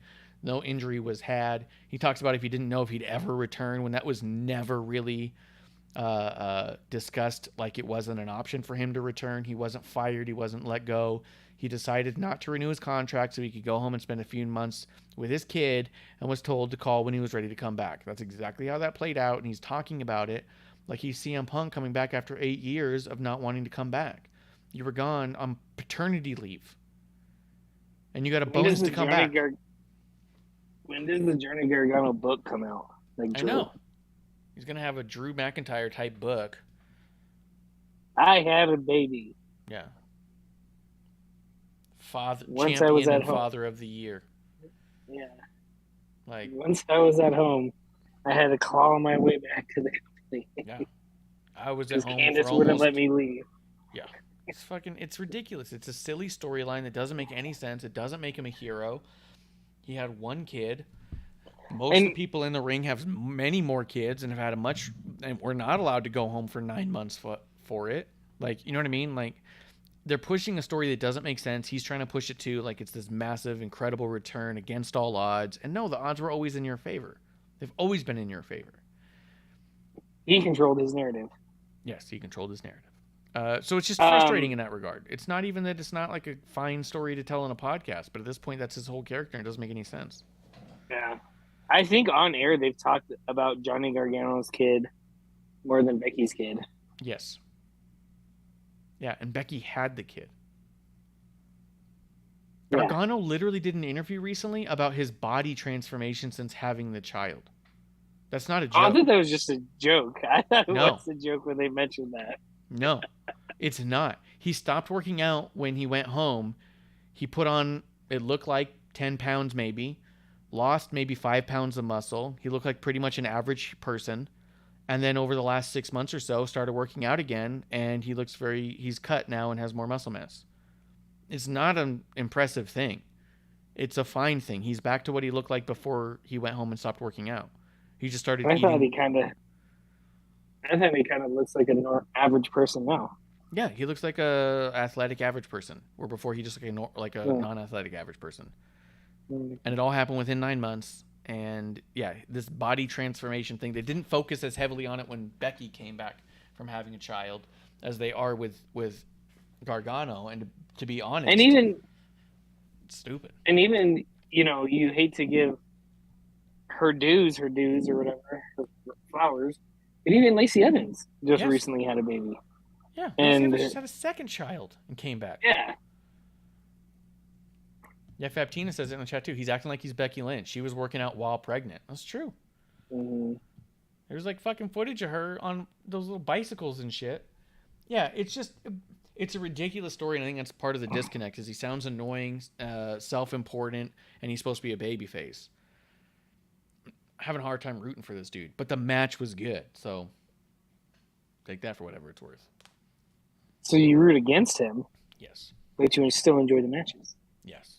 Chad Gable was the babyface in that match. Yeah. And then Theory came out and babyfaced, beat the shit out of him with a briefcase. It was great. What'd you think of the Kevin Owens Theory promo segment? I thought it sucked and it didn't make sense. It's bullshit. I didn't like it. It was garbage. Like, why would you even bother? It's terrible. Just don't even Terrible. talk if that's what you're gonna do. I fast forward through this shit. I never listened to that guy. Yeah. He's not very good on the mic. No one's ever talked about Kevin Owens for his talking, that's for sure. He's a body guy. Not at all. Yeah. Body guy. Speaking of body transformation. Yeah. Dude, so no, it Go ahead. was so great. Like, just there's only a few, like a select few people that can talk naturally and come off naturally, and for it to come out that he's very passionate about it. yes. And KO delivers that all the time. Just, hey, this is what he truly believes. And like, if he went on a podcast afterwards and was like, oh yeah, I was just told to say that, like, I would be like, holy shit, that guy deserves an Emmy. Because like, his promos they fucking hit, they have meaning, and they have, like I said, you truly believe this is what he's feeling. Yes. They have passion. And half the time you're trying to figure out if he's talking deeper than we even hear, because it feels so deep and you're like, he's got to be talking about something else. There was a theory that producer lady shot at me and she said, I want you to tell me what you think. I wonder if he was talking about CM Punk at any moment in here. And I do think there's part of it where he talks about checking your ego at the door and trying to be the best you can for the fans and putting it all out there. That may have been directed towards Punk. That could very well have been, hey, if you want to be great in this business and be the face of the business, you have to check your ego at the door. But I didn't feel like a lot of it was. I didn't feel like I feel like he was definitely trying to put over his buddy. And I feel like he was definitely trying to put over the new feeling in the back. Like, that's what it felt like. It felt like, this felt a little bit like Triple H versus Vince McMahon. You know? The Austin Theory being the representative of the Vince McMahon era and, you know, the hand-picked protege of Vince, and Kevin Owens being the hand-picked protege by Triple H. Because he even talked about it. When I won the Universal title, that was handed to me on a silver platter. You know? So he even wanted you to remember that. I was handpicked by Triple H at one point. Storyline. Or not. Yeah. This felt like, if you want to be the face of the company at this point, things are different. You can't just come in here with a physique and think you're going to be handed stuff. And I also felt like some of the stuff that he was saying about, like, stop talking about the opportunities that were handed to you and start talking about ones that you're going to start earning and prove me wrong and all that. I felt like some of that could have been directed towards a Punk. You were handed everything in AEW. You weren't willing to work for anything. Like, I could see that. Especially knowing that Kevin Owens is a Colt guy. And was never a CM Punk fan. But but I think surface level kayfabe in Raw, it felt like a Triple H versus Vince McMahon promo. And I also feel like that, based off what I've seen of Theory, I think he is not the guy he plays on screen at all. You know? No. You mean like his actual person? Like, yes, I think his actual personality, his actual ability to learn, I think his actual ego is much more in check than his character, which made it even more powerful to me and made it seem even more like these dudes could be hugging in the back afterwards and be like, God damn, that was good, wasn't it? And it didn't feel, 100%. Yeah, it didn't feel like a literal personal attack. This felt like Yeah. Triple H is bringing a new WWE. Austin Theory could still rise, right? Because this Triple H era is not going to say that the Austin Theories of the world have no place anymore. But you're going to have to work a certain way to also rise, you know? Yeah, no, I've seen a few interviews with Theory, and he's just... It looks like he's very humble on a lot of things. And he's just like, you know, he's like a person. Like, he's just a normal person. Like, you know, oh yeah, this is my job. I have to work hard on it. You know, unlike some of the stuff like for Drew, for example, where it's like, yeah, you're pretty close to, you know, the pompous douchebag that you play. Yeah. You know, and truthfully, I don't know if that's Drew staying in kayfabe or whatever, but you know, he was the first one that came to mind. But yeah, I think I definitely don't think this was any kind of personal attack, on Theory or anything like that. But I do like that the passion that KO had, and then the way Theory was selling it. Yes. Like, he yes. was striking a nerve. Like, he was, because he's sitting there and it looked like he's contemplating things. Mhm. And then it looks like, oh shit, you're going to have this, not necessarily a turn, but like a epiphany. Yeah. Like, Theory's going to, come out and say something, and then he just looks at him and kind of smirks and flexes. Yeah. I think that was one of the things KO said. You can't just come in here flexing your muscles, you have to also back it up, type of thing. And he just smirks and flexes. I was like, that's funny right there. Yeah. Oh yeah, it was great because as soon as he did it, I was like, oh, what a dick. So when I was backstage at the WrestleMania thing, I saw a lot of Theory back there, and he never came across like he felt like he was the biggest star in the room. Yes. And there's a couple stories I'll probably tell you off air about some of the stuff I saw him do backstage. That made me laugh. It made me go like, "Oh, this guy, he's one of us. He's one of us. Like, Yeah. he's a big fan of Well, us, and he gets it. Yeah. truthfully, before, like, I always thought the comparisons of Theory and Cena were just the physique and the muscles and the athleticism. But now, like I said, now that I've seen a little more of his like personality behind the camera, and I haven't seen a lot by any means, but it seems like, oh, he's just as, like humble and grateful And dedicated. similar to the way Cena was. Yeah. So I was like, I think it's, I think there's more of that comparison than, especially people.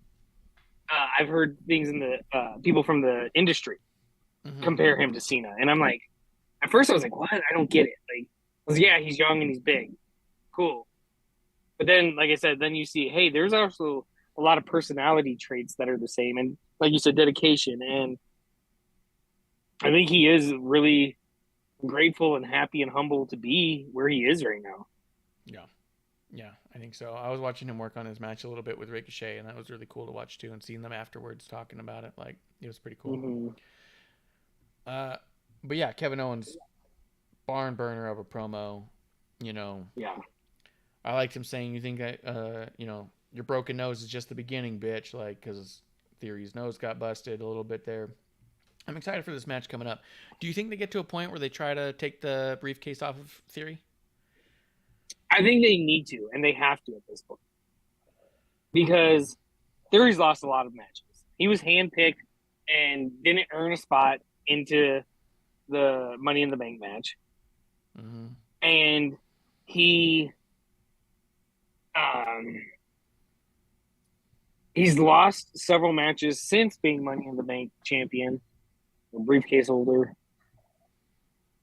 So I think the way I would do it, I would have KO beat him again. And then KO, come out with another fucking awesome promo and say, hey, you don't deserve that. And I'm going to rectify this. Like, you don't deserve that. I'm going for it. Put it up. Let's go. And then I think you have Theory win it. Or retain it. And you have Theory saying, hey, I don't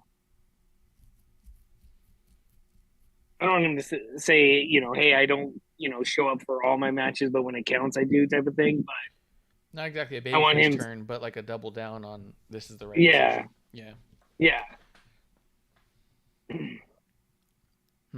Yeah, I could see that. Yeah, I like that more than others because I've seen a lot of people try to speculate on how to get the briefcase off of him. I like the idea of what you're saying is like, no, you just build a way where you double down on him being in that spot. Because truthfully, like, he's almost like, I wouldn't mind if they build him like an anti-Drew, where Drew wins every single one of his matches except for when it actually counts. Yeah. Because any match that actually counts or actually has meaning, When was the last time he won one? Yeah. Because he didn't even win his match to get into Money in the Bank. Yeah. Like any match of actual significance, obviously for the belt, he's gone up against Roman, and obviously we know where that goes. But like, I don't think, he's won the number one contenders match, but he's never won the next step recently. Yeah. Yeah, it's been years. Yeah, I can see that. Bianca came out, cut an open challenge. Sonya comes out. She says it's an open challenge, not an open mic, bitch. Sonya Deville from SmackDown somehow was in the arena and made it out there. Beat before every single other woman on the Raw roster. You didn't even have Dana Brooke come out, who's the 24/7 champion. The match was pretty solid. If I'm being honest, I felt like it was one of the better Sonya Deville matches, even with the sloppiness that occurred. And it was very clear that Sonya had a hard time keeping up with Bianca.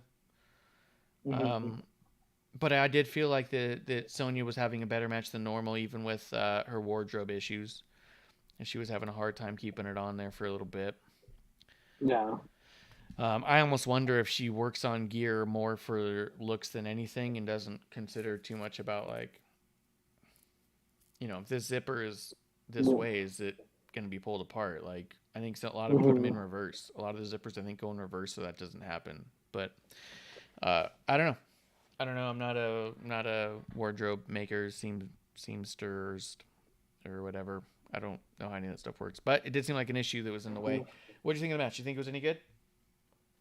Yeah, I mean, I thought it was a solid match. Like we said, I was just confused on why Sonya was out there again. Yeah, and it was one of those disappointing ones, too, where not like to say that it's disappointing we're getting this match, but there was no moment of, oh, shit, Sonya might take this. You went, oh, that's interesting to have that be Bianca's next match. Mm-hmm. Well, and that, and like a lot of times when you hear open challenge, you think either a match that we've been wanting or even like a return is going to happen. Yeah. Or a call. And especially the way, Triple H has been, bringing people back and stuff like that. I kept thinking, like, I immediately went to, all right, who's returning? Yeah. Right now. I thought about a return or potentially someone from NXT showing up.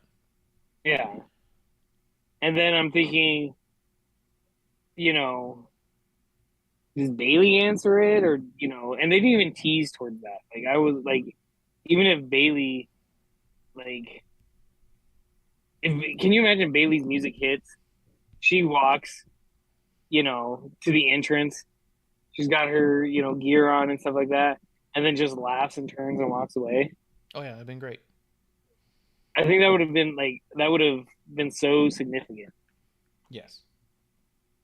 Yeah. And then Bayley just, without a microphone, looks in the camera. I told you I didn't want that, or I'm not going after that. And... Yeah. Yeah. I mean, and they did have Bayley come out afterwards and cut a promo on Bianca, doubling down on what we said. When she wants it, she'll take it, but she doesn't want it right now. So, kind of is what it is. Bianca gets surrounded by all of Damage Control, starts to get beat down. Alexa and Asuka come out, even the odds. And then they beat the shit out of all the heels, and the heels roll out, and you go, well, I guess that's that. Like, as much as, like, because you see it later, it's the opposite, right? And I'm going to complain about that, too. Edge gets his ass kicked, and no one comes out to save him. Here's one where a babyface getting her ass kicked, and the babyfaces get over on the heels. In a storyline that could go further with the heels, like, I'm not saying that people shouldn't come out to help, but who's your underdog supposed to be here? You know what I mean? Yeah. Like, you're constantly putting Damage Control as the underdogs, but they're also the heels, so they also take the advantage and then lose the advantage over and over again. They're just made to look foolish. Yeah. I just don't get that part. You know what I mean? It's like, oh, they're always undermined, so then the heels become the underdogs, and it's weird because you're meant to cheer for underdogs. So I don't know. It's just weird. The babyfaces stood tall again, but when the match happens and the match counts, the heels are winning. So it feels backwards to me. You know what I mean? Yeah. But I don't know. I'm having fun with it because I like Damage Control, so whatever. Yeah. I don't hate it. Anything on that? No. I think that's pretty much my sentiments exactly. Yeah. We already talked about Bobby Lashley and Seth. Was there anything you wanted to add to that? Because that happened around this point. No, just once again, that I'm looking forward to it. Yeah, it's gonna be dope, dude. We had the Miz thing at his house. Yep. When I talk about things being overproduced, this is like a perfect highlight of overproduced, under quality, overacted. Miz and Maurice were so overacting. Oh, it was. Yeah. The cameraman was overacting. Yeah. Dexter was overacting. Here was the other problem. All the clips before Dexter's in the house, which is at the end of it, where you keep seeing Dexter in the windows, were, to me, very obvious Photoshop images forced into a section of the screen, and so you started seeing glitches with it as well, where it was shifting. Copying, like, pasting a Photoshop photo of a dude in a window is goofy college bullshit. That's a TikTok. That's not fucking network television. Like, what the fuck are we doing? I legit thought it was Ms. and Mrs. I didn't know what I was watching. And that's what they were going for, I'm sure. Oh. Yeah. Kev, the second I saw that Photoshop, I was immediately like, fuck this. This is stupid. You're going to put a Photoshop post-production, and then you're going to build to him being in the house, and it's obvious and poorly done. This was poorly executed from a company that typically does not poorly execute video production. Did you have fun watching this segment?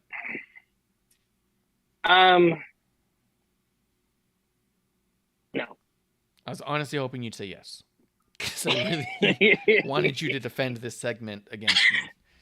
Well, see, here's the thing, is promos like this, I don't have a problem with them overproducing them. Yeah.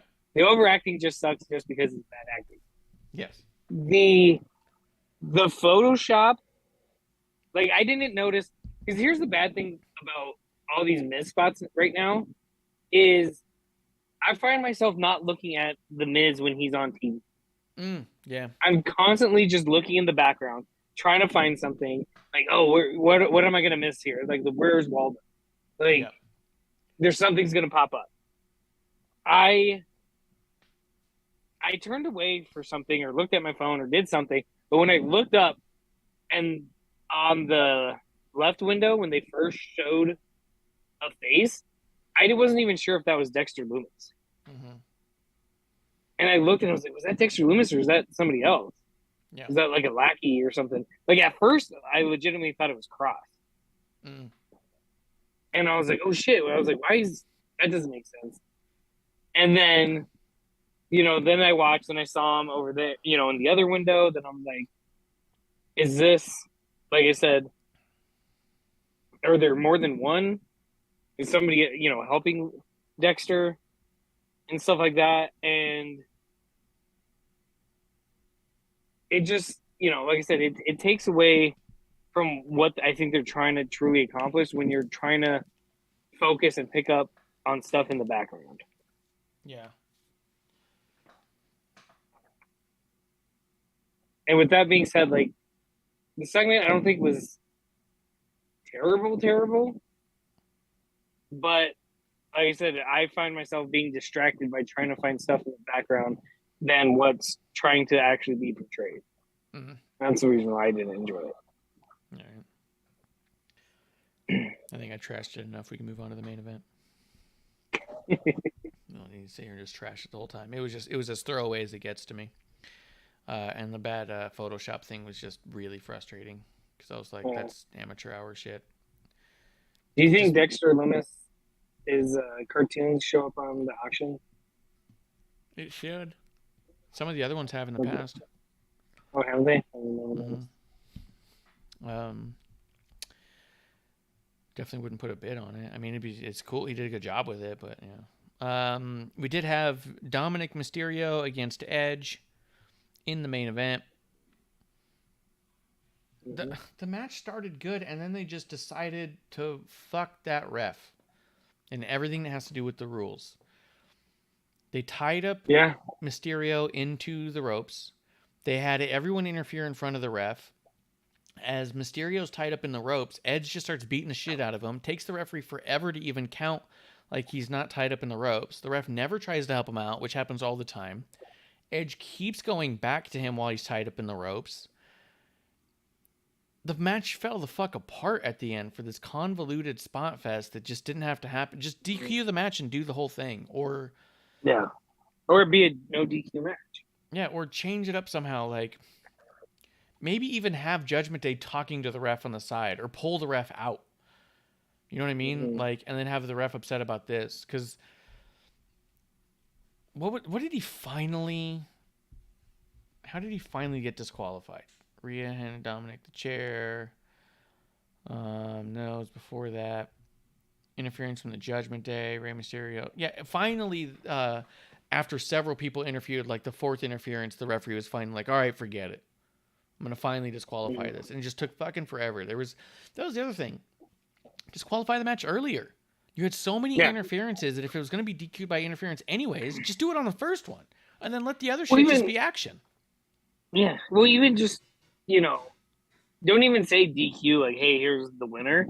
Just like, hey, I have no control over this match like I should, and just call it a no contest. Yeah, that's it too. Rey Mysterio goes in and puts his hands on Edge, and the referee's like, oh, what are you doing, man? What are you doing? Yeah. Hey, this is a match here. The whole time, Dominic's still tied up in the ropes. The whole time, Edge keeps beating the shit out of the kid tied in the ropes. The ref never tries to help him out because his safety is not an issue. And then finally they wait for somebody from Judgment Day to interfere and make, okay, that's it. Now it's a DQ because you aren't supposed to interfere. But Rey interfering was totally fine. It just fell the fuck apart early, and they needed to DQ it much earlier and just let it be a big melee. Let it be the mess it was going to be. Then Judgment Day starts beating the shit out of Edge with weapons, and they're just knocking the holy hell out of him. And Byron says, somebody come out and help Edge. Corey had to sound like an idiot because he had no other choice, where he goes, who in the world is going to save Edge? Rey Mysterio's on the ground out here. I don't know, one of 200 other baby faces. Does Edge have not a friend in the whole fucking world? Because Bianca got surrounded and Asuka and Alexa came out. Not because they have this deep-rooted, long 20-year history in the business together, but because they don't want to see another good guy get the shit kicked out of them for no reason against a bunch of other people they don't like. You're telling me that everyone loved Judgment Day and everyone says, yeah, fuck that Edge guy? You got no one back there?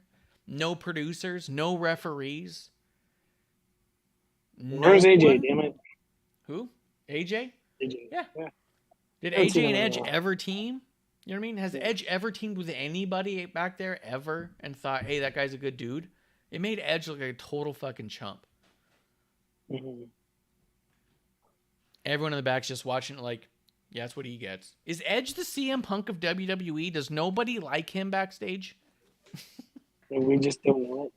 Yeah, we just have no idea. We're going to have a media scrum with Edge going out there being like, I'm old and I'm tired and I'm chewing on a cheeseburger and everyone's a piece of shit. Go to Tim Hortons in Canada when you can. Yeah.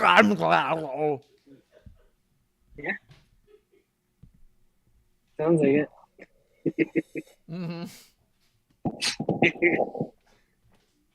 Yeah, I mean, because I was thinking the same thing. Like, somebody's going to come out. Somebody,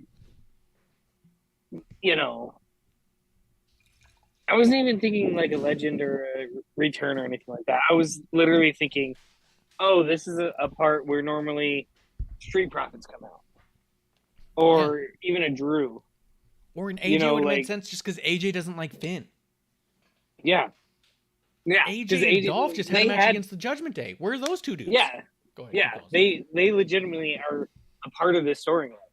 Yeah. So yeah, I don't know. Like, it was weird. Yeah. So on one side, the women are defending each other because they're not about to have it, so they make the heels the underdog. And on this side, because here's the deal.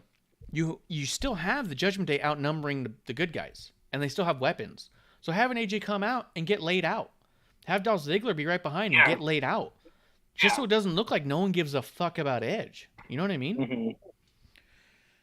I'm just watching it. Corey Graves is, who in the world could ever want to help Edge? You're like, what? Really?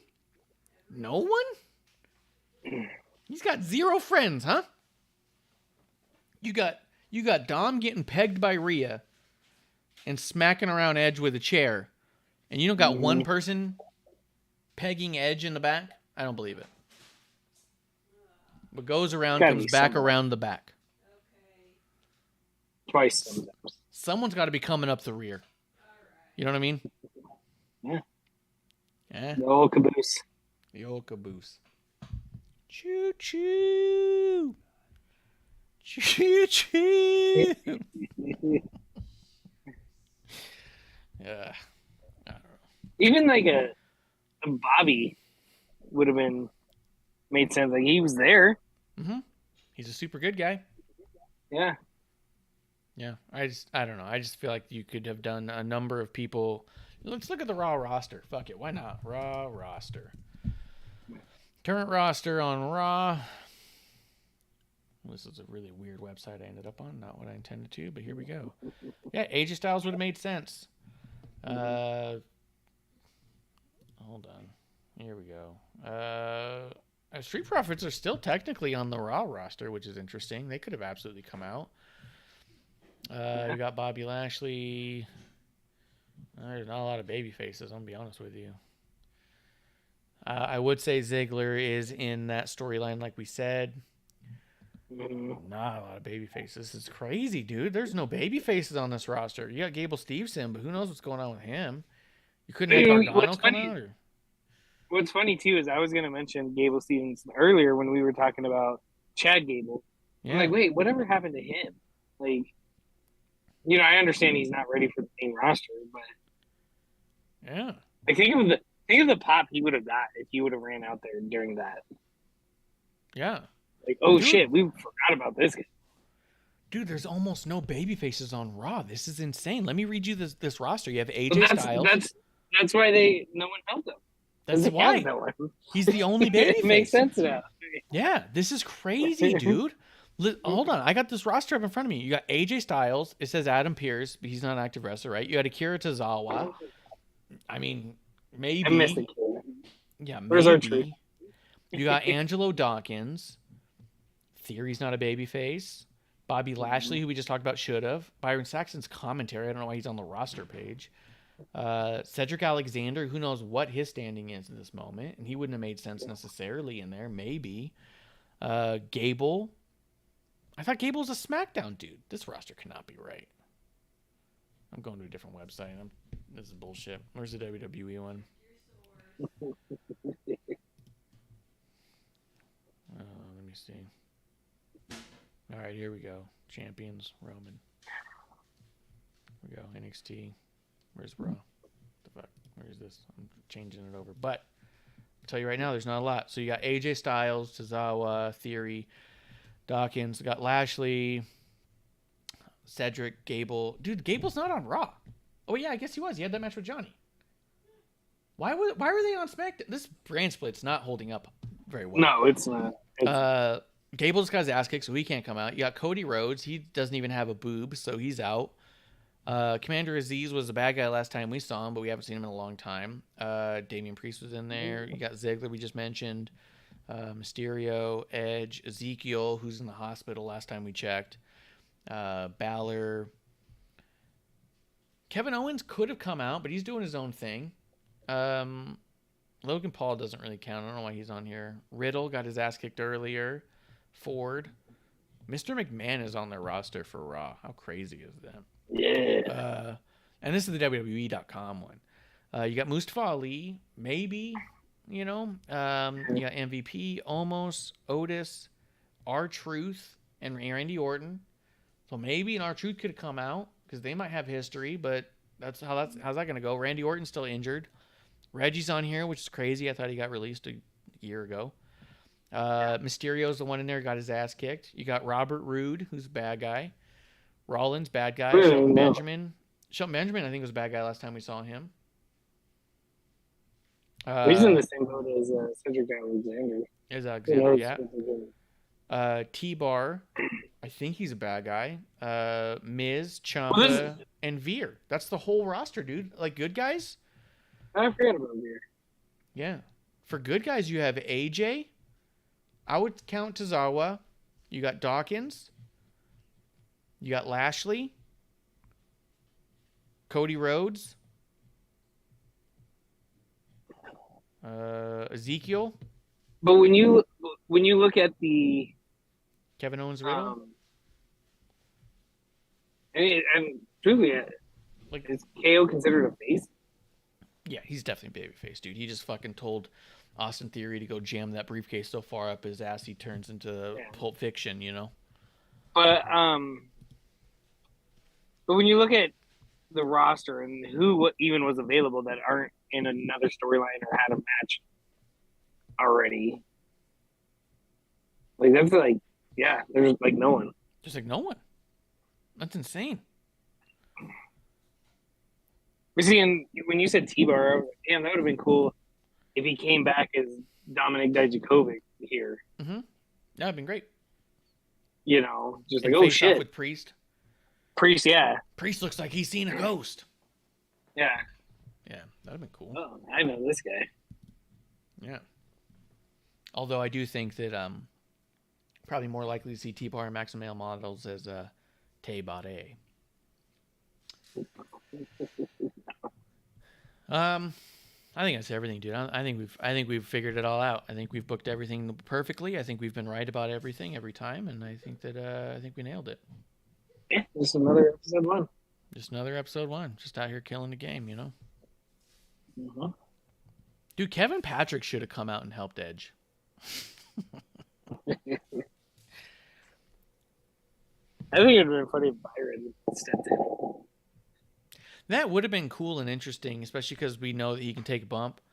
If Byron was just all like, someone come out here and help. And Corey was all like, who can? And Byron's like, that's it, I will. Runs out there and just fucking gets laid out and won. Yeah. And just all like, all right, well, there you go, Byron. Yeah, of course. Stupid. That's why you're behind the desk. Yeah. You would have just had Corey just be like, that was satisfying. Yeah. I didn't think I could love Judgment Day anymore, if I'm being honest. Yeah, that'd been really funny. A new favorite faction. Yeah. I'm going to try and join Judgment Day now. I've been trying to get into Maximum Male models, but I think I'm going to switch it over. Right? Yeah. I put in my application for Judgment Day. Yeah. You ready for last call? No, but I guess. Yeah, might as well. Might as well.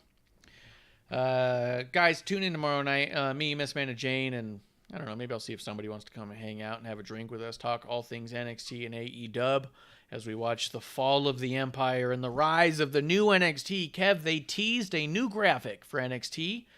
We're going to NXT 3.0, which I think is going to be AEW 2.0, which is more or less the black and gold and silver and amber and grays in between. We're going to talk all about it tomorrow night as we talk about our new NXT North American champion, Solo Sikoa. And I don't know what else happened. I got to watch it. I don't think I watched all of it. But all that stuff happened, and we're going to talk about it tomorrow night on a brand new episode 1 here in the dive bar of the IWC. Guys, thank you for coming through and being our drinking buddy here on Wrestling on the Rocks, episode 1. I'm at Ref Marsh. We're at WOTR, the show. And that is Kevlar on the Rocks with an X. And this is Last Call. Cheers.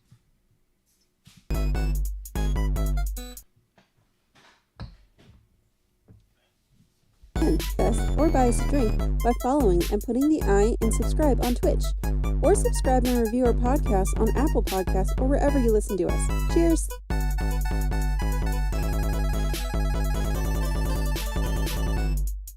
I would never have a drink with Wrestling on the Rocks.